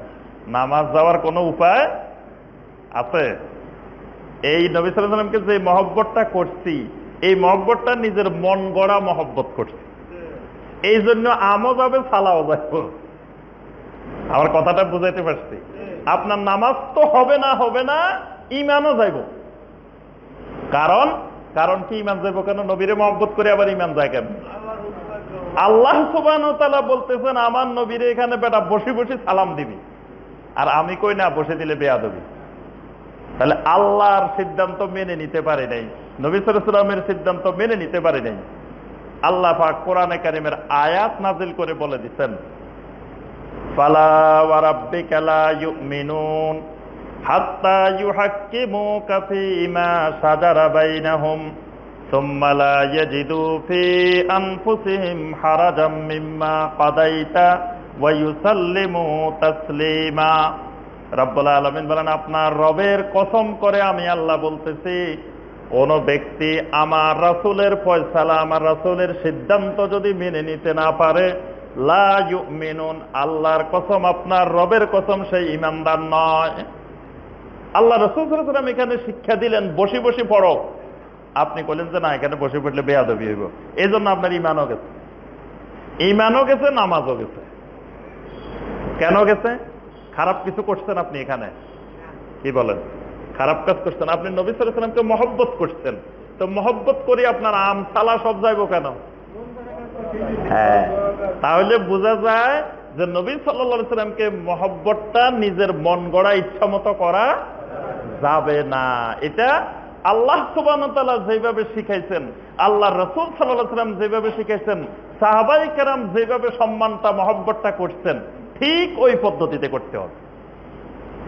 এই জন্য আল্লাহ রাসূল সাল্লাল্লাহু আলাইহি ওয়াসাল্লাম বলছেন, ওয়াল্লাহি আলাইকুম বিতাকওয়াকুম ওয়ালা ইস্তাহজিয়ান্নাকুমুশ শাইতান। আমার উম্মত সতর্ক থাকবা, আমি নবীর ব্যাপারে খুব তাকওয়া অবলম্বন করবা, শয়তান যেন তোমাদেরকে গোমরা করতে না পারে। কারণ শয়তান কি গোমরা করতে পারে? শয়তান গোমরা করতে পারে ঈসা আলাইহিস সালামকে, ঈসা ইবনে মারইয়ামকে তার উম্মতেরা সম্মান দিতে দিতে দিতে দিতে এমন জায়গায় পৌঁছাইছে আর উপরে তোলার জায়গা নাই। কোন পর্যন্ত পৌঁছছে? ইবনুল্লাহ পর্যন্ত, মানে আল্লাহর ছেলে, আল্লাহর ছেলে। কয় এবার আর কে আছো দেখি, এর উপর আর কেমনে তুলতে পারবা? আমাদের নবীর থেকে আর বড় নবী জমিনেও নাই, আসমানেও নাই, কারণ আমাদের নবী ইবনুল্লাহ, আল্লাহর ছেলে, একেবারে সবচেয়ে উপরে তুলে দিতে। এর থেকে উপরে তোলার আর জায়গা নাই, থাকলে আরো উপরে তোলা হইতো। আচ্ছা, তো এই জন্য আল্লাহ রাসূল সাল্লাল্লাহু আলাইহি ওয়াসাল্লাম বলতেছেন, লা তুতরুনি কামা আতরাতিন নাসারা ইবনে মারইয়াম, নাসারারা যেমন ইবনে মারইয়ামের ব্যাপারে সীমা লঙ্ঘন করছে, খবরদার আমার উম্মত আমার ব্যাপারে এরকম সীমা লঙ্ঘন করিও না। এখন আপনি আবার এই উম্মতের এরা কয়, আরে মিয়া তোদের থেকে আমরা কম নাকি? আল্লাহ রাসূল সাল্লাল্লাহু আলাইহি ওয়াসাল্লাম বলছেন, আমার উম্মত কিয়ামতের আগে ইহুদি খ্রিস্টানদেরকে এমন ভাবে অনুসরণ শুরু করবে, হাজওয়ান নাআল বিন নাআল, জুতার এক ফিতা আর এক ফিতার মতো। মানে জুতার মধ্যে ফিতা দুটা থাকলে দুই রঙের থাকে নাকি? এক রকমেরই থাকে। এই জন্য নবী সাল্লাল্লাহু আলাইহি ওয়াসাল্লাম বলতেছেন যে ইহুদি খ্রিস্টানদেরকে আমার উম্মতেরা এমন অনুসরণ শুরু করবে। এখন এই উম্মতের লোকেরা বলে, আরে মিয়া তোমাদের থেকে আমরা কম নাকি? আর আমাদের নবী কি তোমাদের নবী থেকে ছোট নাকি? তাহলে তোমাদের নবীরে যে জায়গায় পৌঁছাইছো, আমাদের নবীকে আরো উপরে তুলতে হবে। তা আর উপরে কেমনে তুলবেন? জায়গা কই? জায়গা তো নাই। হেরা যে জায়গায় তুলছে এর উপরে তো তোলার জায়গায় নেই, এর উপরেও তুলে ফেলছে এই উম্মত। কেমনে তুলছে? কয় শোনো, আমাদের নবী কিন্তু মানুষ না, আমাদের নবী আল্লাহর একটা অংশ। নাউযুবিল্লাহ। তা আমাদের নবী হলো আল্লাহ, মানে আল্লাহ আমাদের নবীর সুরতে, আমাদের নবীর অবয়বে আল্লাহ জমিনে আসছে। নাউযুবিল্লাহ। এবার দেখি তোমরা কই তুলতে পারো। মানে ইহুদিদের সাথে খ্রিস্টানদের সাথে পাল্লা দিয়ে শিরকের পর্যায়ে পৌঁছে গেছে, শিরক করে ফেলছে। যে অনেক মুসলমান এই দেশে আছে যারা বলে যে আল্লাহর নবী এক, আল্লাহর বহিঃপ্রকাশ, নাউযুবিল্লাহ, যে আল্লাহর বহিঃপ্রকাশ নাকি নবী। আল্লাহ ইচ্ছা করলেন যে জনসম্মুখে প্রকাশ পাবেন, তো তিনি নবী সুরতে প্রকাশ পাইছেন। মানে একেবারে খ্রিস্টানদেরকেও ছাড়ি আরো উপরে উঠে গেছে, শিরকের একবারে সর্বোচ্চ চূড়া। তাহলে এমন মহব্বত করা যাবে না, এমন মহব্বত করতে যায় শিরক করা যাবে না। এই জন্য আপনি বাইতুল্লাহর মধ্যে আল্লাহর ঘরে দেখবেন চারপাশে দেখি কত লোক এমনি হাত ধরে রয়েছে, কাপড় ধরে রয়েছে না? আল্লাহর ঘর কিন্তু সব জায়গায় ধরার জায়গা না। আল্লাহর ঘরে কোন জায়গা দিয়ে ধরবেন এটা আল্লাহ রাসূল সাল্লাল্লাহু আলাইহি ওয়াসাল্লাম দেখা দিচ্ছেন। যদি কোন যায় আরে মিয়া এটা আমার আল্লাহর ঘর, আমার আল্লাহর ঘর যেখান থেকে মনে চায় এখান থেকে ধরবো, আব্বা আম্মারে মহব্বত করি, যদি কই যে এটা আমার আম্মা এটা আমার আব্বা, যেখান থেকে মনে চায় ওখান থেকে ধর্ম, তোমার অসুবিধা কি? ধরা যাবে। আল্লাহরে মহব্বত করি, আল্লাহর গোলাম, কিন্তু সব জায়গা দিয়ে আল্লাহর ঘর ধরা যাবে না। আল্লাহর ঘর কোন দিক দিয়ে ধর্ম, এটা নবী সাল্লাল্লাহু আলাইহি ওয়াসাল্লাম দেখাই দিচ্ছে। কোন কোন জায়গায় ধরতে হবে বলেন দেখি। হ্যাঁ, প্রথমে হাজরা সোয়াদের এখানে ধরতে হবে, ধরিবেন, চুমা দিবেন। হাজরা সোয়াদ এবং আল্লাহর ঘর, ঘরের দরজা, বাইতুল্লাহর দরজা দুইটার মাঝখানে যে জায়গাটা, এটার নাম মুলতাজাম। মুলতাজামকে সুন্দর করে ভালো করে ধরিবেন, বুক লাগাবেন, মুখ লাগাবেন, শরীর লাগাবেন, আল্লাহর কাছে দোয়া করবেন, এটা দোয়া কবলের জায়গা। এরপরে রুকনে ইয়ামেনি যে কোনা, এই কোনাটাকে শুধু স্পর্শ করবেন, চুমাও দিবেন না, কিছু করবেন না, খালি হাত দিয়ে স্পর্শ করবেন। আর হাতিমে কাবা যেটা আছে, ওই হাতিমে কাবার মধ্যে সালাত আদায় করবেন যদি সম্ভব হয়। এর বাহিরে অন্য জায়গা দিয়ে ধরে রাখা, এটা আল্লাহর ঘরের আদবের খেলাফ। কিন্তু দেখবেন হাজার হাজার মানুষ কিন্তু ধরে রয়েছে, সারাদিন ধরেই আছে। আর হজের সময় ওই কাপড়গুলো উপরে দেওয়া হয়, কারণ কাপড় চুরি করে। আল্লাহরে এত মহব্বত করে, আল্লাহর ঘরের কাপড় ব্লেড দিয়ে কেটে নিয়ে আসে। আনি বাংলাদেশে, আনি বিভিন্ন দেশে, আনি তাবিজ বেছে, নাউজুবিল্লাহ। আল্লাহর ঘরের গিলাপ কাটি ফেলায় চুরি, এই জন্য ওইটা উপরে তুলে রাখা হয়। তো আল্লাহর ঘর দড়ি রয়েছে, কিন্তু পুলিশ কিছু বলে না। দেখছেন না যে দড়ি রয়েছে, কিন্তু পুলিশ কিছু বলতেছে না, মানাও করতেছে না। লোকজন দড়ি সারাদিন দাঁড়ায় রয়েছে, কেউ গামছা গোছতেছে, কেউ এহরামের কাপড় গোছতেছে, তাও পুলিশ কিছু বলে না। কারণ কি? কারণ আল্লাহ সুবহানাহু ওয়া তাআলার সামনে যত পাগলামি করুক, এটা হয় বেয়াদবি পাগলামি, কিন্তু শিরক হয় না। এটা আল্লাহর ঘরে করতেছে, এই জন্য এখানে পাগলামি হইতেছে, বেয়াদবি হইতেছে, কিন্তু শিরক হইতেছে না।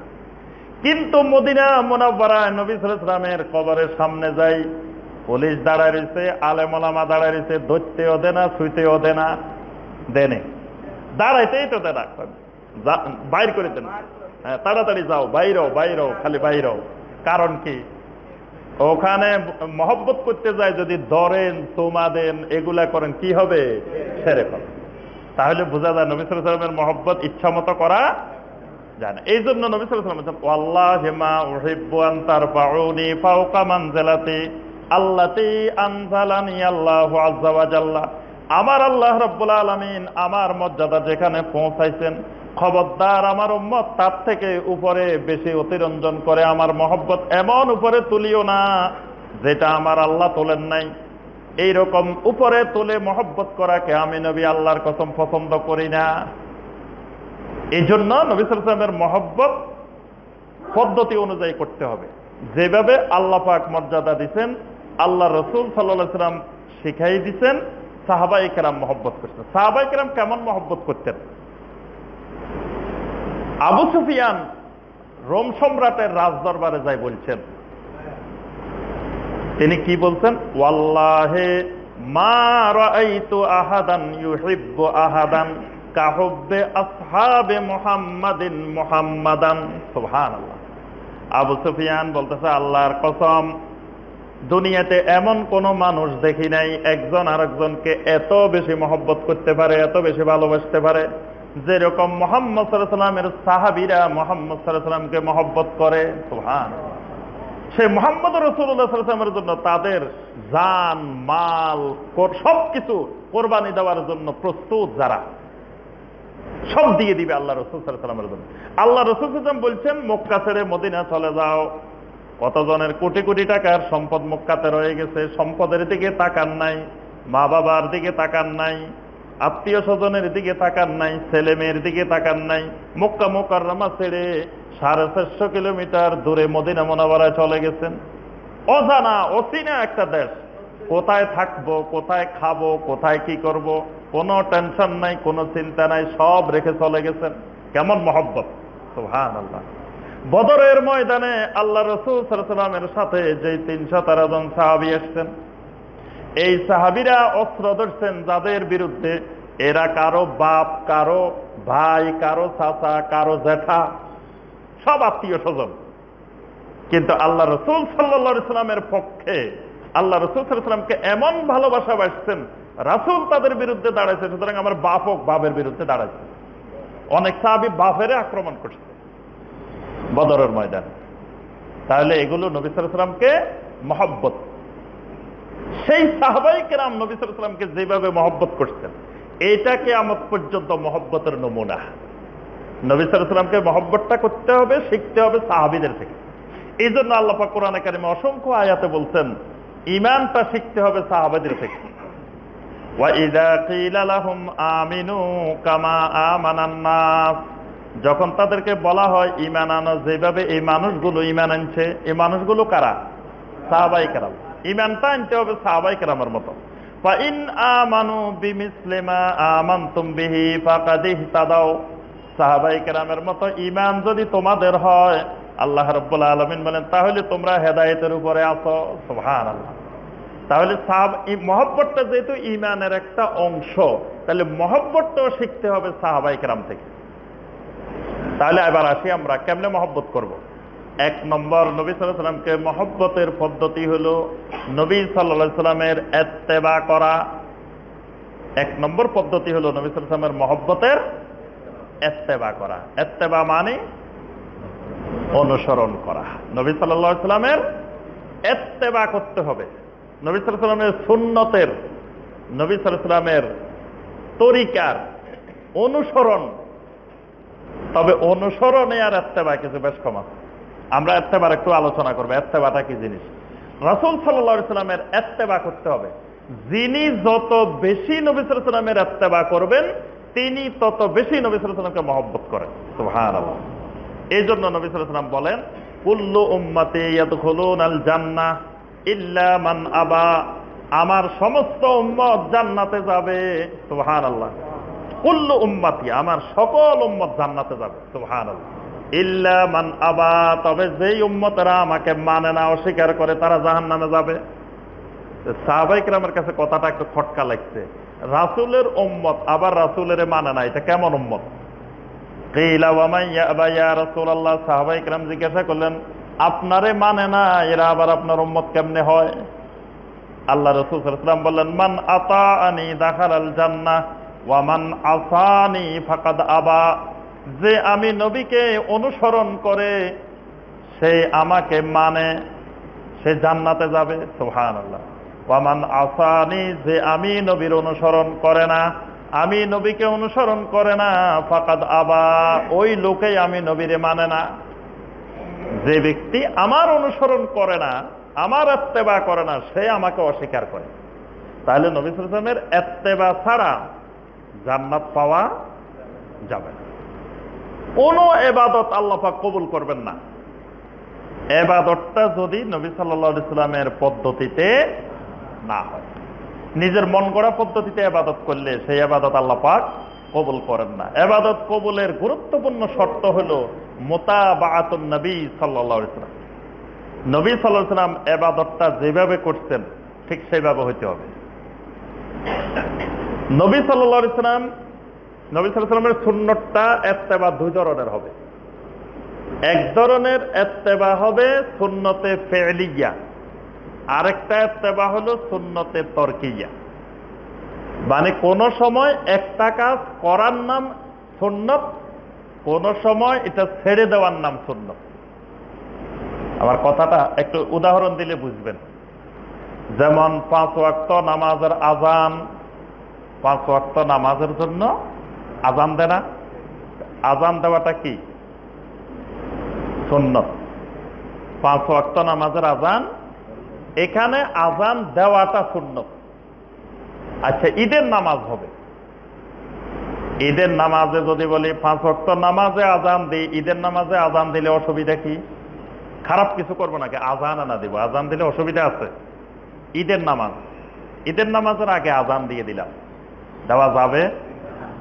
অসুবিধা কি? খারাপ কিছু করব, আযান না দিব? আযান দিলেও কি গুনাহ হয়?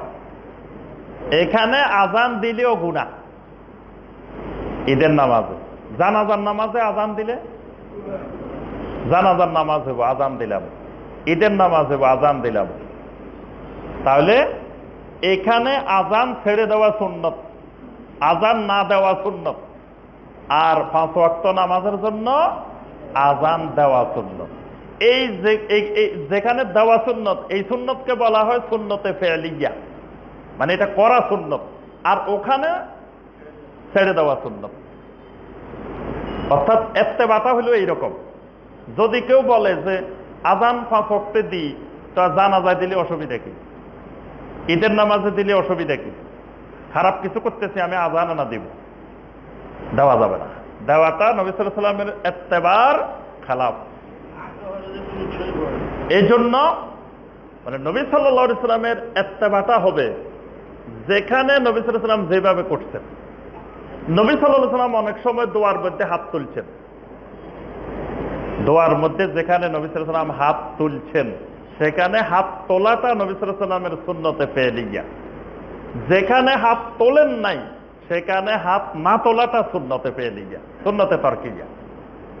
যেমন আপনি যখন টয়লেটে ঢুকি দোয়া পড়ি না, টয়লেটে ঢুকার আগে দোয়া পড়ি না, ওই দোয়ার মধ্যে হাত তুলি, তা আমি তুললাম অসুবিধা কি, দোয়া না করতে।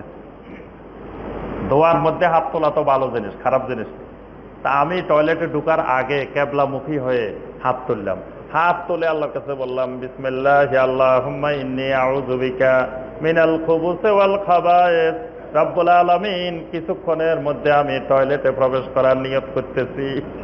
সুন্দর করে টয়লেটের সামনে দাঁড়ায় একটা দোয়া করলেন, অসুবিধা আছে কি বলেন? খারাপ কোনো কাজ করছেন?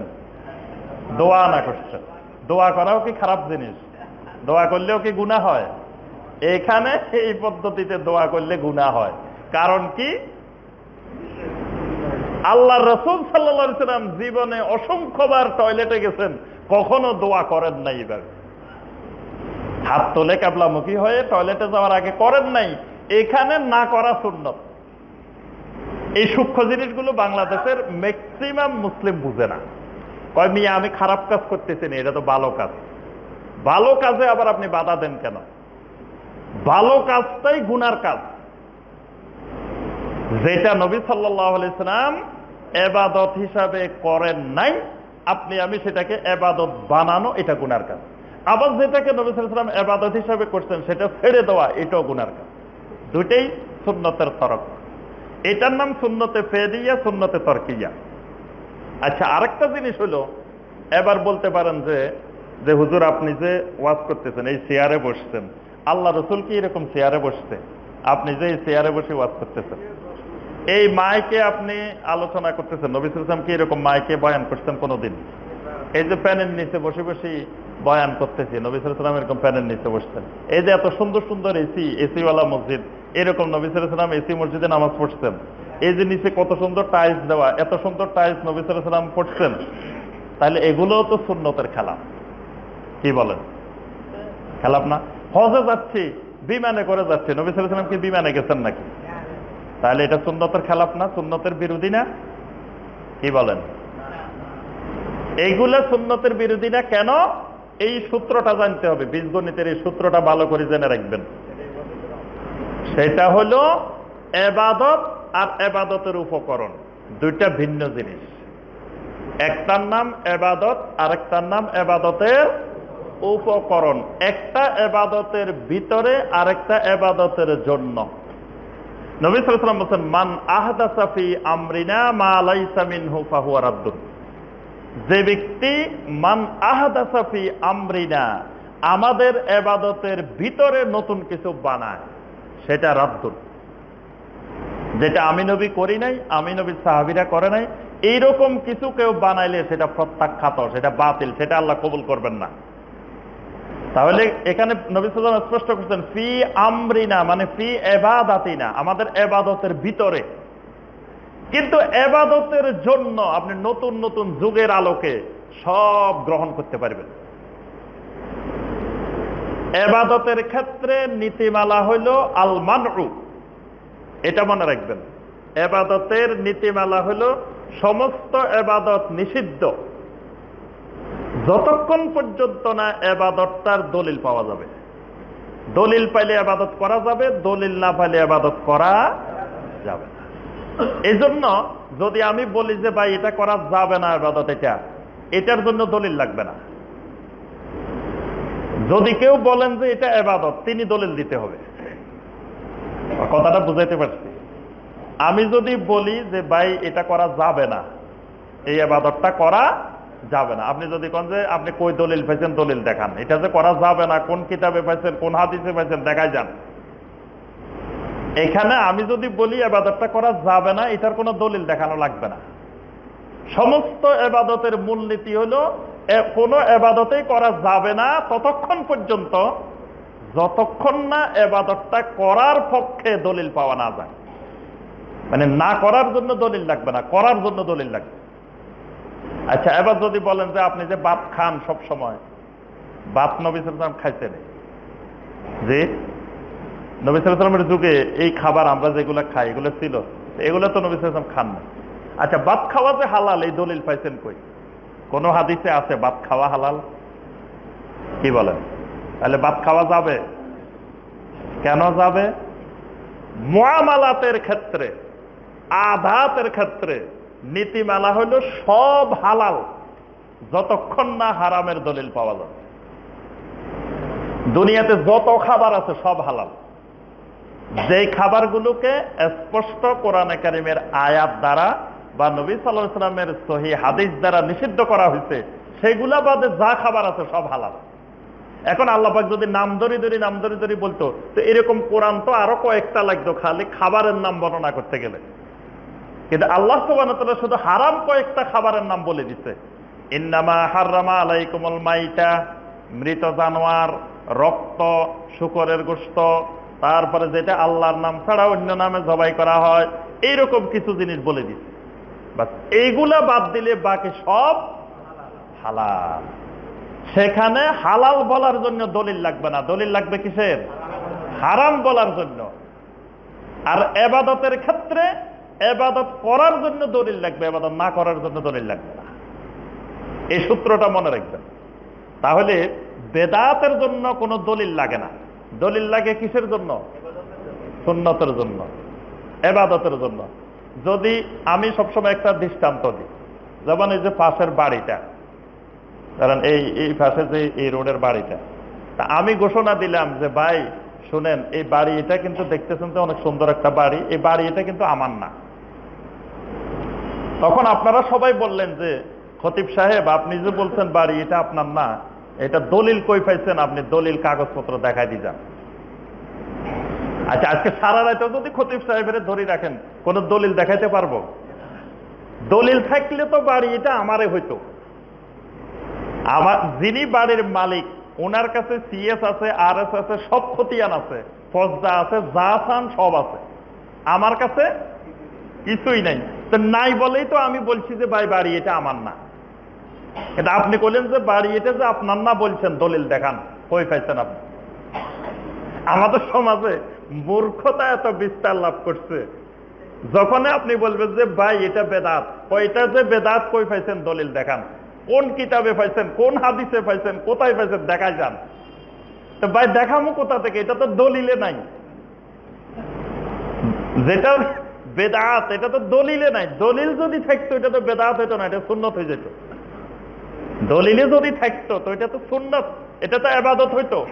দলিল নাই বলেই তো এটা অবৈধ দখলদার। বেদাত মানে এটা অবৈধ দখলদার, অবৈধভাবে ইসলামের মধ্যে ঢুকে গেছে। এটা আগাছা, এটা মূল ফসল না, এটার কোনো দলিল প্রমাণ কিচ্ছু নাই। এই জন্য সুন্নত যে কথাটা আমি বলছি যে এই যে এইগুলা বেদাত হবে না কেন, এগুলা নবী সাল্লাল্লাহু আলাইহি ওয়াসাল্লাম তো ব্যবহার করেন নাই। এইগুলা ইবাদত না, এগুলা ইবাদতের উপকরণ। এইগুলা এসি মসজিদ বানাইছি, ফ্যান লাগাইছি, টাইলস লাগাইছি, সব লাগাইছি, কিন্তু জুমার নামাজ নবী সাল্লাল্লাহু আলাইহি ওয়াসাল্লামের যুগেও 2 রাকাত, এখনো 2 রাকাত, আরো অত্যাধুনিক মসজিদ হইলেও 2 রাকাত। সুবহানাল্লাহ। যদি বলি যে ভাই শুনেন, এই মসজিদ যখন কাঁচা ছিল তখন আমরা জুমার নামাজ পড়ছি 2 রাকাত, এখন আর 2 রাকাত পড়া যাবে না, যেহেতু এখন এসি আছে, ফ্যান আছে, টাইলস আছে, এত সুন্দর মসজিদ। মসজিদ যখন সুন্দর হয়েছে নামাজও সুন্দর হইব, নামাজও বাড়ি যাব। কি বলেন? জুমার নামাজ 4 রাকাত পড়া যাবে? খারাপ কিছু করবেন, নামাজে না পড়বেন। নামাজ পড়লেও গুনাহ হয়। অনেক ভাই এরকম মনে করে, আরে নামাজ পড়লেও গুনাহ হয়, আমি একটা ভালো কাজ করতেছি, নামাজও না পড়তেছি। জুমার নামাজ আল্লাহ হয়তো মনে করছে যে আমার বান্দাদের কষ্ট হইব, এই জন্য 2 রাকাত করে দিচ্ছে। প্রতিদিন জোহরের নামাজ 4 রাকাত, অথচ শুক্রবারে 2 রাকাত, শুক্রবারে 8 রাকাত হওয়ার কথা। প্রতিদিন অফিসিয়াল খোলা থাকে, কার্যক্রম বেশি, শুক্রবারে ছুটি, তাহলে তো ওই দিন আমাদের জুমা ডাবল হওয়ার কথা। কিন্তু আল্লাহ পাক ডাবল না করি উল্টা অর্ধেক করে দিচ্ছে, 2 রাকাত করে দিচ্ছে। এখন আমরা যদি বলি যে আল্লাহ আমাদেরকে এহসান করছে, অসুবিধা নাই, আমরা 4 রাকাতে পড়ি। আর আমাদের মসজিদ এটা এসি মসজিদ, এটা সুন্দর মসজিদ, যেহেতু এটা উন্নত হয়েছে, নামাজও উন্নত হইব, নামাজও 4 রাকাত পড়া যাবে। তাহলে ওই এবাদতের মধ্যে বাড়ানো যাবে না, কমানো যাবে না। কিন্তু এগুলো যুগের আলোকে যত নতুন নতুন বাইর হইব সব গ্রহণ করা যাবে। এইগুলা এবাদত না, এগুলা এবাদতের উপকরণ, এগুলা এবাদতের জন্য, এগুলা এবাদতের ভিতরে না। এবার ইত্তেবা বুঝছেন? ইত্তেবাটা হবে এবাদতের ভিতরে। নবী সাল্লাল্লাহু আলাইহি ওয়াসাল্লাম যেখানে যেভাবে করছেন, 6টা ইত্তেবার ক্ষেত্রে 6টা বিষয়ে খেয়াল রাখতে হয়।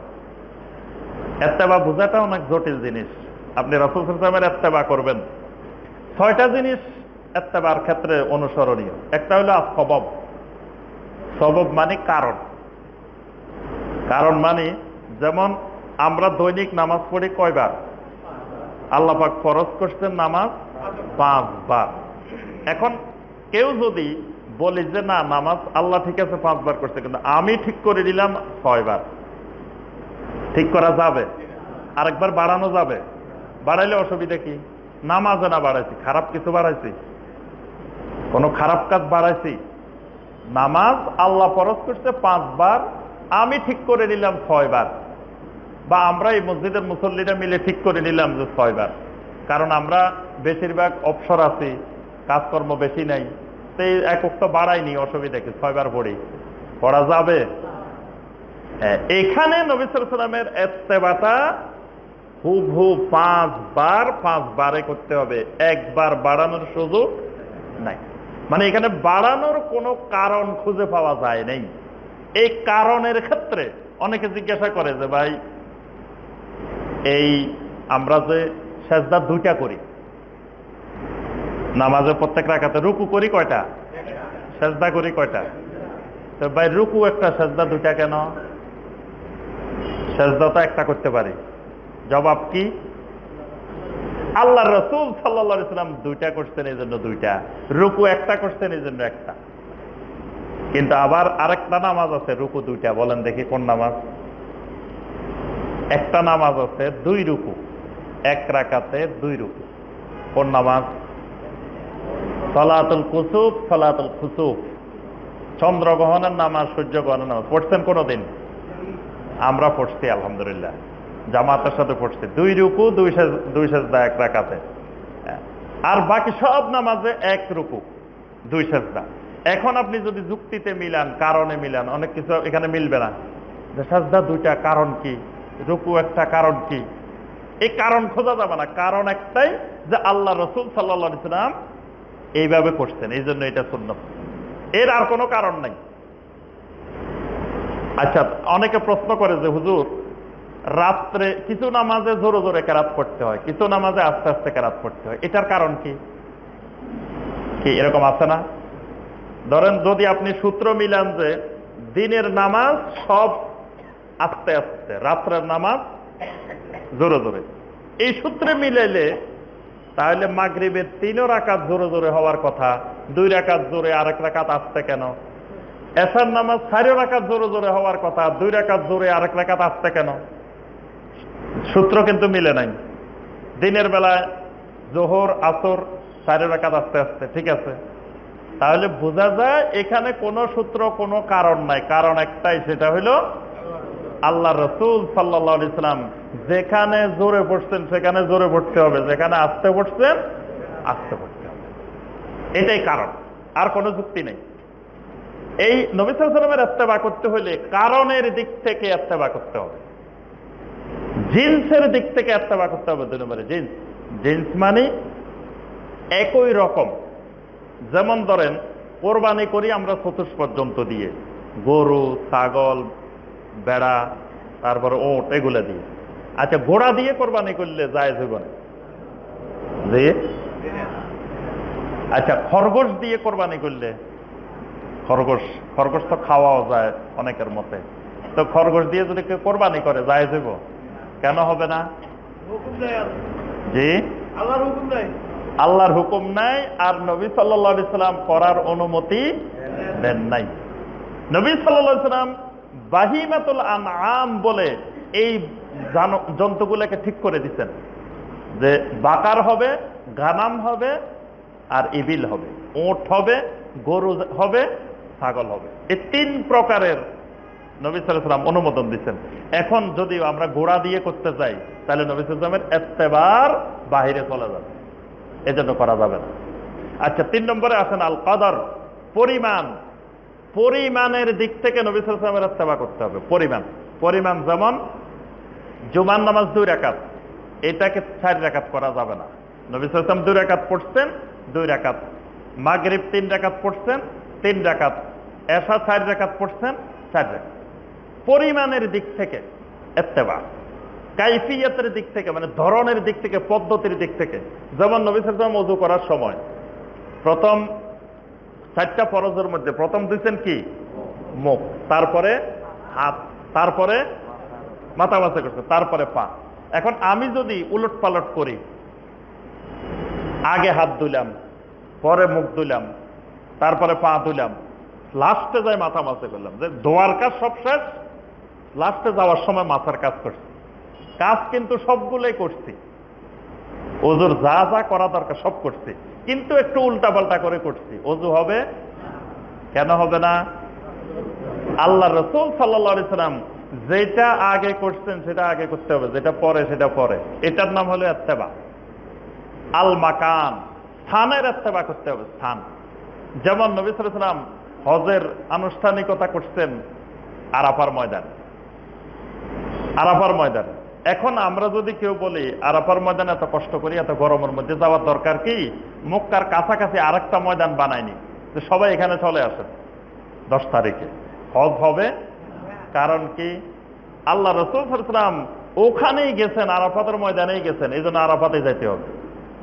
আল্লাহর জমিনে অন্য কোথাও গেলে আর হজ হবে না। এটা হলো স্থানের ইত্তেবা। জামানের ইত্তেবা, সময়ের ইত্তেবা করতে হবে। নবী সাল্লাল্লাহু আলাইহি ওয়াসাল্লাম যেই সময়ে যেই ইবাদত করতেন, সেই সময়ে সেই ইবাদত করতে হবে। সময়ের বাহিরে গেলে, সময়ের অনুসরণ না হইলে সেটাও নবী সাল্লাল্লাহু আলাইহি ওয়াসাল্লামের সুন্নতের ইত্তেবা হবে না। এই বিষয়গুলো খুব সূক্ষ্মভাবে খেয়াল রাখতে হবে।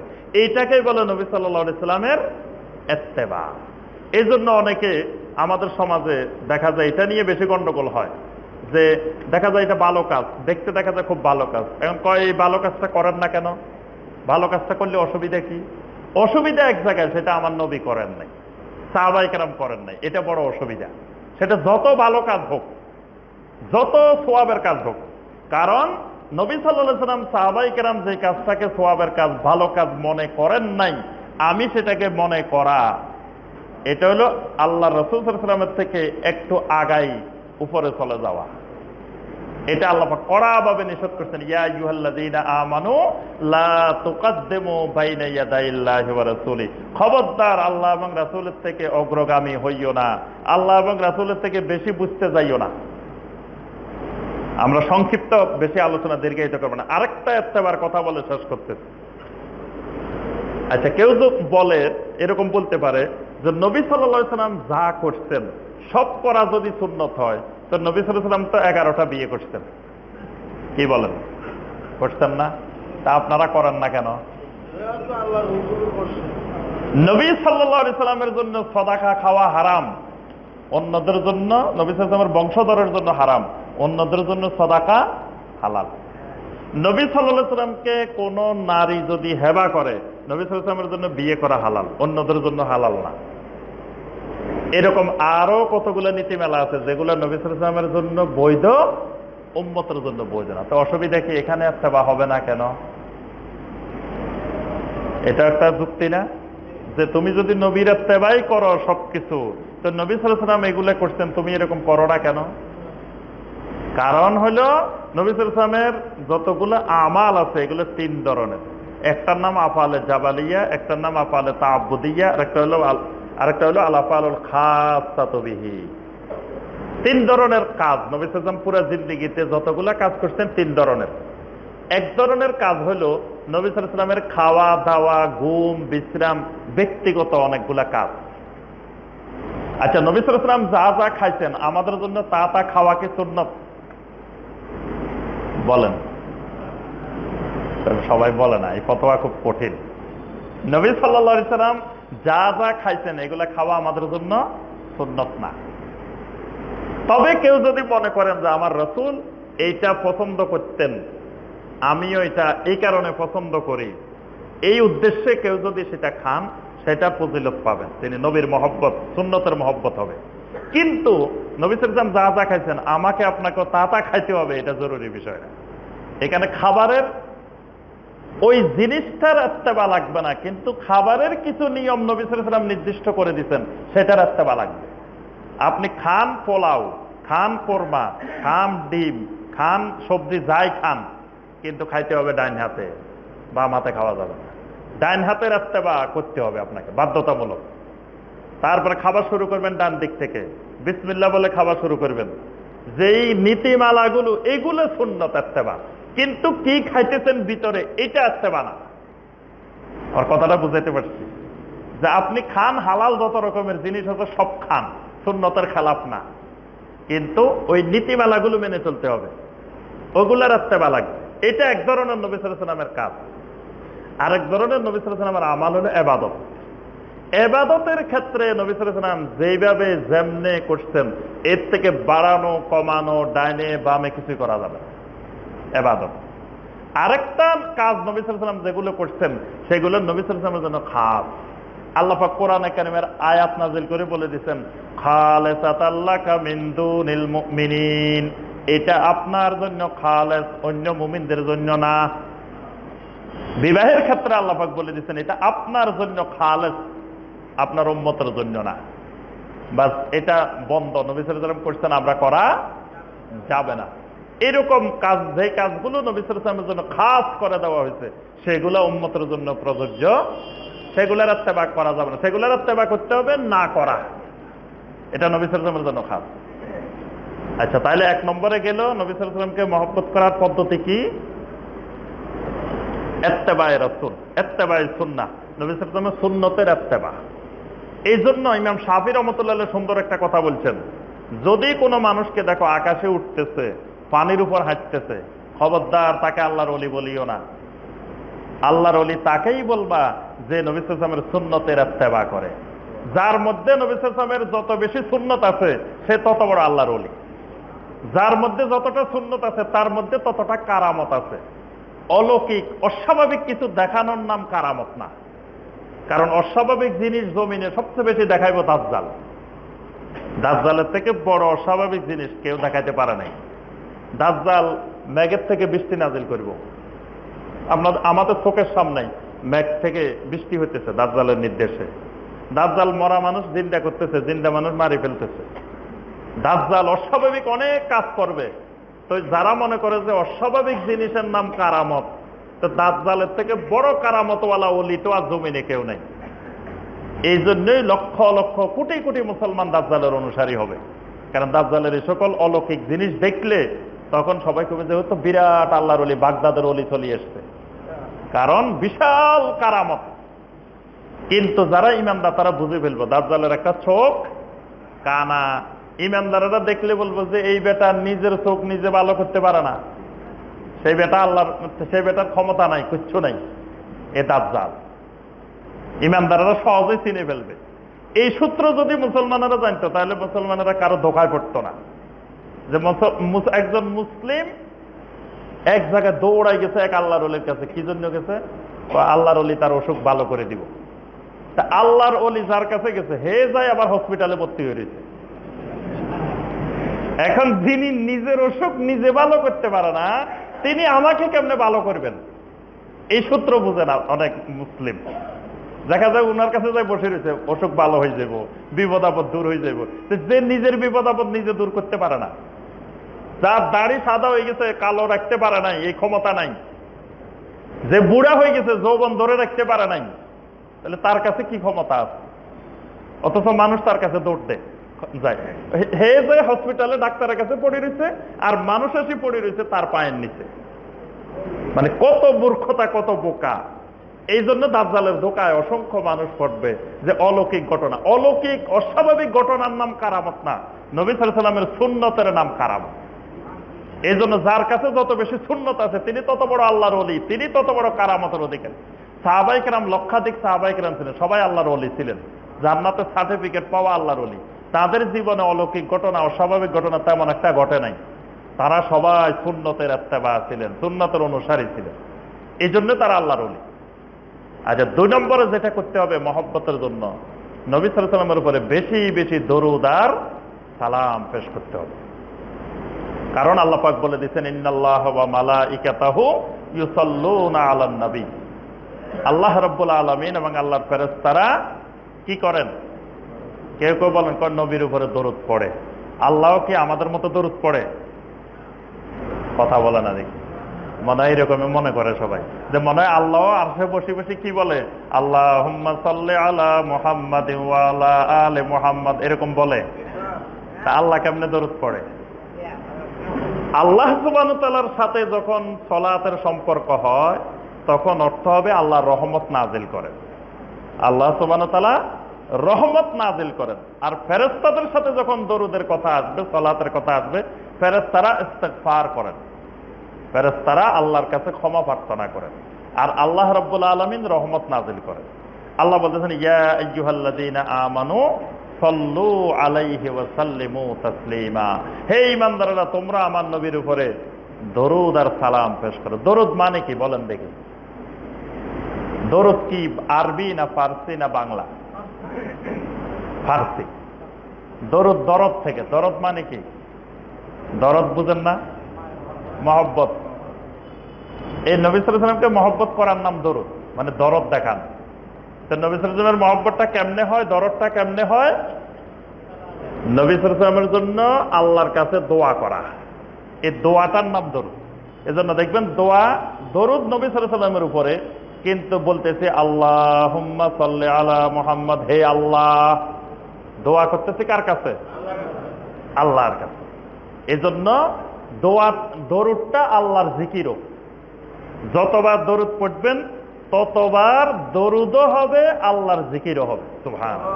কারণ আপনি দরুদ পড়ার সময় বলবেন আল্লাহুম্মা, যদি ছোট্ট দরুদও বলেন সাল্লাল্লাহু আলাইহি ওয়াসাল্লাম, সাল্লাল্লাহু, সাল্লার পরে আল্লাহর জিকির হবে। এজন্য যতবার দরুদ পড়বেন আল্লাহর জিকিরও হবে, নবী সাল্লাল্লাহু আলাইহি ওয়াসাল্লামের দরুদও হবে। এই জন্য দরুদের এত ফজিলত। এই জন্য নবী সাল্লাল্লাহু আলাইহি ওয়াসাল্লাম বলছেন, যে আমার উপরে একবার দরুদ পড়ে আল্লাহ পাক তার উপরে 10 বার রহমত নাজিল করেন। সুবহানাল্লাহ। 10টা গুনাহ মাফ করে দেন, 10টা মর্যাদা তার বাড়ায় দেন, 10টা নেকি দান করেন। সুবহানাল্লাহ। এত মর্যাদা কেন? দোয়া, নবী সাল্লাল্লাহু আলাইহি ওয়াসাল্লামের জন্য দোয়া, আল্লাহর জিকির, দুইটা একসাথে, এক কাজে দুই কাজ। এই জন্য নবী সাল্লাল্লাহু আলাইহি ওয়াসাল্লামের উপরে দরুদ পড়া বেশি ফজিলত। তবে দরুদ নিজে বানায় বানায় পড়া যাবে না, এটা খেয়াল রাখতে হবে। দরুদ একটা ইবাদত, ইবাদত বানানোর অধিকার কারো নাই।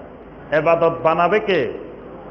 আল্লাহ সুবহানাহু ওয়া তাআলা বানায় দিবেন, আল্লাহ রাসূল সাল্লাল্লাহু আলাইহি ওয়াসাল্লাম আমাদেরকে দেখাই দিবেন, বাস। এর বাইরে আর ইবাদত বানানোর অধিকার কারো নাই। এজন্য দরুদ কেমনে পড়তে হবে, দরুদ কোনটা কোনটা, এইগুলো নবী সাল্লাল্লাহু আলাইহি ওয়াসাল্লাম নির্দিষ্ট করে আমাদেরকে দিয়ে গেছেন।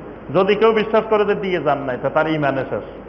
নবী সাল্লাল্লাহু আলাইহি ওয়াসাল্লাম এমন কোন ইবাদত রেখে যান নাই যেটা সরাসরি দেখাই যান নাই। তাহলে 2 নম্বর মহব্বতের নমুনা কি, পদ্ধতি কি?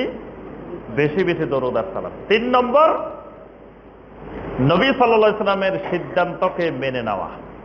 আর রিদা বিহুকমিহি সাল্লাল্লাহু আলাইহি ওয়াসাল্লাম, নবী সাল্লাল্লাহু আলাইহি ওয়াসাল্লামের সিদ্ধান্তের উপরে সন্তুষ্ট থাকা, মানে নবী সাল্লাল্লাহু আলাইহি ওয়াসাল্লামের সুন্নতকে বেশি বেশি মহব্বত করা, যে নবী সাল্লাল্লাহু আলাইহি ওয়াসাল্লামের কোন সুন্নত যেন অপছন্দনীয় না হয়। অপছন্দনীয় হলে ঈমান ভেঙে যাবে। একজন দাড়ি নিজে রাখছে, কিন্তু দাড়িওয়ালা মানুষ দেখতে পারে না। কয় দাড়িওয়ালা মানুষ দেখতে পারি না আমি, কিন্তু নিজের দাড়ি আছে, এই লোকের ঈমান নাই। কারণ ওই যে দাড়িওয়ালা মানুষ দেখতে পারে না। আরেকজন কয় বোরকাওয়ালা মহিলা দেখতে পারি না, তার ঈমান নাই। কারণ সে বোরকাকে অপছন্দ করছে। একজন টুপিকে অপছন্দ করছে, টুপিওয়ালা মানুষ দেখতে পারে না, তার ঈমান নাই। কারণ কি? সে একটা সুন্নতকে অপছন্দ করছে। এই সমস্ত ছোট বড় সকল সুন্নতের প্রতি নবী সাল্লাল্লাহু আলাইহি ওয়াসাল্লামের আদর্শের প্রতি সন্তুষ্ট থাকা, এটা নবী সাল্লাল্লাহু আলাইহি সাল্লামের মহব্বত। আমি হয়তো পালন করতে পারতেছি না, কিন্তু আরেকজন পালন করতেছে, ওই সুন্নতটাকে সম্মান দেখাইতে হবে, মহব্বত করতে হবে। এটার প্রতি অসম্মান দেখাইলে ঈমান চলে যাবে। 4 নম্বর হলো নাসরু সুন্নাতিহি বাইনান নাস, নবী সাল্লাল্লাহু আলাইহি ওয়াসাল্লামের হাদিসকে মানুষের মধ্যে প্রসার করা, নবী সাল্লাল্লাহু আলাইহি ওয়াসাল্লামের সুন্নতের প্রসার। নবী সাল্লাল্লাহু আলাইহি ওয়াসাল্লাম ওদের জন্য দোয়া করতেন, নাদ্দার আল্লাহু ইমরান, ওই ব্যক্তির চেহারাকে আল্লাহ সুশোভিত করে দিক, সুন্দর বানাই দিক, যে ব্যক্তি আমার কোনো হাদিস শুনছে, শোনার পরে ফাবাল্লাগাহু, অন্যদের কাছে হাদিসটা পৌঁছাই দিচ্ছে, যেভাবে শুনছে সেভাবে পৌঁছাই দিচ্ছে। এবং আরেকজনের কাছে পৌঁছানোর পরে দেখা গেছে ওই লোক হাদিসটা আমল করে না, যার কাছে পৌঁছছে সে আমল করে। সুবহানাল্লাহ। অনেক হাদিস আছে যে আমরা বয়ান করি, দেখা যায় নিজে আমল করি না, আপনারা শুনছেন আপনারা আমল করেন, এরকম আছে না? অনেক হাদিস আছে। তখন আপনারা যে আমল করেন এটার সওয়াব কিন্তু আমার আমলনামায় যোগ হতে থাকে। সুবহানাল্লাহ। এই জন্য আল্লাহ রাসূল সাল্লাল্লাহু আলাইহি ওয়াসাল্লাম বলেন, ওই ব্যক্তির চেহারাকে আল্লাহ সুশোভিত করে দিক দুনিয়াতেও আখিরাতেও, যে আমার হাদিসের প্রসার করে। সুবহানাল্লাহ। এটাও নবী সাল্লাল্লাহু আলাইহি ওয়াসাল্লামের মহব্বত। নবী সাল্লাল্লাহু আলাইহি ওয়াসাল্লামের মহব্বতের আরেকটা গুরুত্বপূর্ণ পদ্ধতি হলো নবী সাল্লাল্লাহু আলাইহি ওয়াসাল্লামের সাহাবীদেরকে ভালোবাসতে হবে, সাহাবীদেরকে মহব্বত করতে হবে। নবী সাল্লাল্লাহু আলাইহি ওয়াসাল্লাম খবরদার লা তাসুব্বু আসহাবি, আমার সাহাবীদেরকে কেউ গালিগালাজ করিও না। আকরিমু আসহাবি, আমার সাহাবীদেরকে সম্মান করবা, সাহাবীদের ইত্তেবা করবা। সাহাবীদের ইত্তেবাটা জান্নাত পাওয়ার মাধ্যম। সুবহানাল্লাহ। সূরা তাওবার 100 নম্বর আয়াত আল্লাহ পাক বলছেন, ওয়াস-সাবিকুনা আল-আউওয়ালুনা মিনাল মুহাজিরিন ওয়াল আনসার ওয়াল্লাযীনা তাবাউহুম বিইহসান, যারা মুহাজির এবং আনসার সাহাবীদেরকে ইত্তেবা করে ইহসানের সাথে, রাদিয়াল্লাহু আনহুম ওয়া রাদওয়ান, আল্লাহ তাদের উপরে সন্তুষ্ট, তারাও আল্লাহর উপরে সন্তুষ্ট। সুবহানাল্লাহ। আ'আদ্দা লাহুম জান্নাত, আল্লাহ পাক তাদের জন্য জান্নাত তৈরি করে রাখছেন। সুবহানাল্লাহ। তাহলে সাহাবায়ে কেরামের অনুসরণ করলে, সাহাবায়ে কেরামকে মহব্বত করলে আল্লাহ পাক জান্নাতের সুসংবাদ দিতেন। সুবহানাল্লাহ। কারণ নবী সাল্লাল্লাহু আলাইহি ওয়াসাল্লামের সুন্নতকে বাস্তবে রূপদান করছেন সাহাবায়ে কেরাম। নবী সাল্লাল্লাহু আলাইহি ওয়াসাল্লাম থেকে সরাসরি ছাত্র নবী সাল্লাল্লাহু আলাইহি ওয়াসাল্লামের, যারা শিখছেন নবী সাল্লাল্লাহু আলাইহি ওয়াসাল্লাম থেকে, এরা মৃত্যু পর্যন্ত সুন্নতের উপরে সব সাহাবী দায়েম ও কায়েম ছিলেন। এজন্য এদেরকে মহব্বত করাও নবী সাল্লাল্লাহু আলাইহি ওয়াসাল্লামকে মহব্বত করা। নবী সাল্লাল্লাহু আলাইহি ওয়াসাল্লামের আহলে বায়তকে মহব্বত করতে হবে। আহলে বায়ত কারা? নবী সাল্লাল্লাহু আলাইহি ওয়াসাল্লামের আহলে বায়ত কারা? নবী সাল্লাল্লাহু আলাইহি ওয়াসাল্লামের স্ত্রীরা সব আহলে বায়ত, নবী সাল্লাল্লাহু আলাইহি ওয়াসাল্লামের ছেলে মেয়ে সবাই আহলে বায়ত। তারপরে ফাতেমা রাদিয়াল্লাহু তাআলা আনহার পরিবার, মানে আলী রাদিয়াল্লাহু তাআলা আনহু, ফাতেমা রাদিয়াল্লাহু তাআলা আনহা, হাসান হুসাইন রাদিয়াল্লাহু তাআলা আনহুমা, এরা সবার নাম হলো আহলে বায়ত। কিন্তু শিয়ারা আহলে বায়তকে ভাগ করে ফেলছে। তারা শুধু ফাতেমা রাদিয়াল্লাহু তাআলা আনহার পরিবারটাকে তারা আহলে বায়ত মনে করে। আলী, ফাতেমা, হাসান, হুসাইন রাদিয়াল্লাহু তাআলা আনহুম, এদেরকে তারা শুধু আহলে বায়ত মনে করে। নবী সাল্লাল্লাহু আলাইহি ওয়াসাল্লামের স্ত্রীদেরকে তারা বাদ দিয়ে দিচ্ছে। নবী সাল্লাল্লাহু আলাইহি ওয়াসাল্লামের অন্যান্য ছেলে মেয়েদেরকে আহলে বায়ত থেকে বাদ দিয়ে দিচ্ছে। কিন্তু আমরা যারা সুন্নি, যারা আহলুস সুন্নাহ ওয়াল জামাত, এই আকীদায় বিশ্বাসী, আমরা বিশ্বাস করি সমস্ত স্ত্রীরাও আহলে বায়ত, তারপরে নবী সাল্লাল্লাহু আলাইহি ওয়াসাল্লামের সকল ছেলে মেয়েরা আহলে বায়ত, ফাতেমা রাদিয়াল্লাহু তাআলা আনহার ফ্যামিলি যেটা, সেটাও আহলে বায়ত। নবী সাল্লাল্লাহু আলাইহি ওয়াসাল্লাম বলেন, আমি যে কোনো সময় দুনিয়া থেকে চলে যেতে পারি, তোমাদের কাছে দুটা জিনিস রেখে যাচ্ছে, একটা হলো কিতাবুল্লাহ আর একটা হলো আহলে বাইতি। তোমাদের কাছে আল্লাহর কিতাব রেখে যাচ্ছে। আর ওয়া উযাক্কিরুকুমুল্লাহ ফি আহলে বাইতি, আমার আহলে বাইতের ব্যাপারে তোমাদেরকে আল্লাহর স্মরণ করাই দিচ্ছি। মানে আমার আহলে বাইতকে সম্মান করবা, আহলে বাইতের ইত্তেবা করবা। এই সাহাবীদেরকে এবং আহলে বাইতকে সম্মান করা, এটাও ঈমানের একটা, নবী সাল্লাল্লাহু আলাইহি ওয়াসাল্লামকে মহব্বতের একটা পদ্ধতি।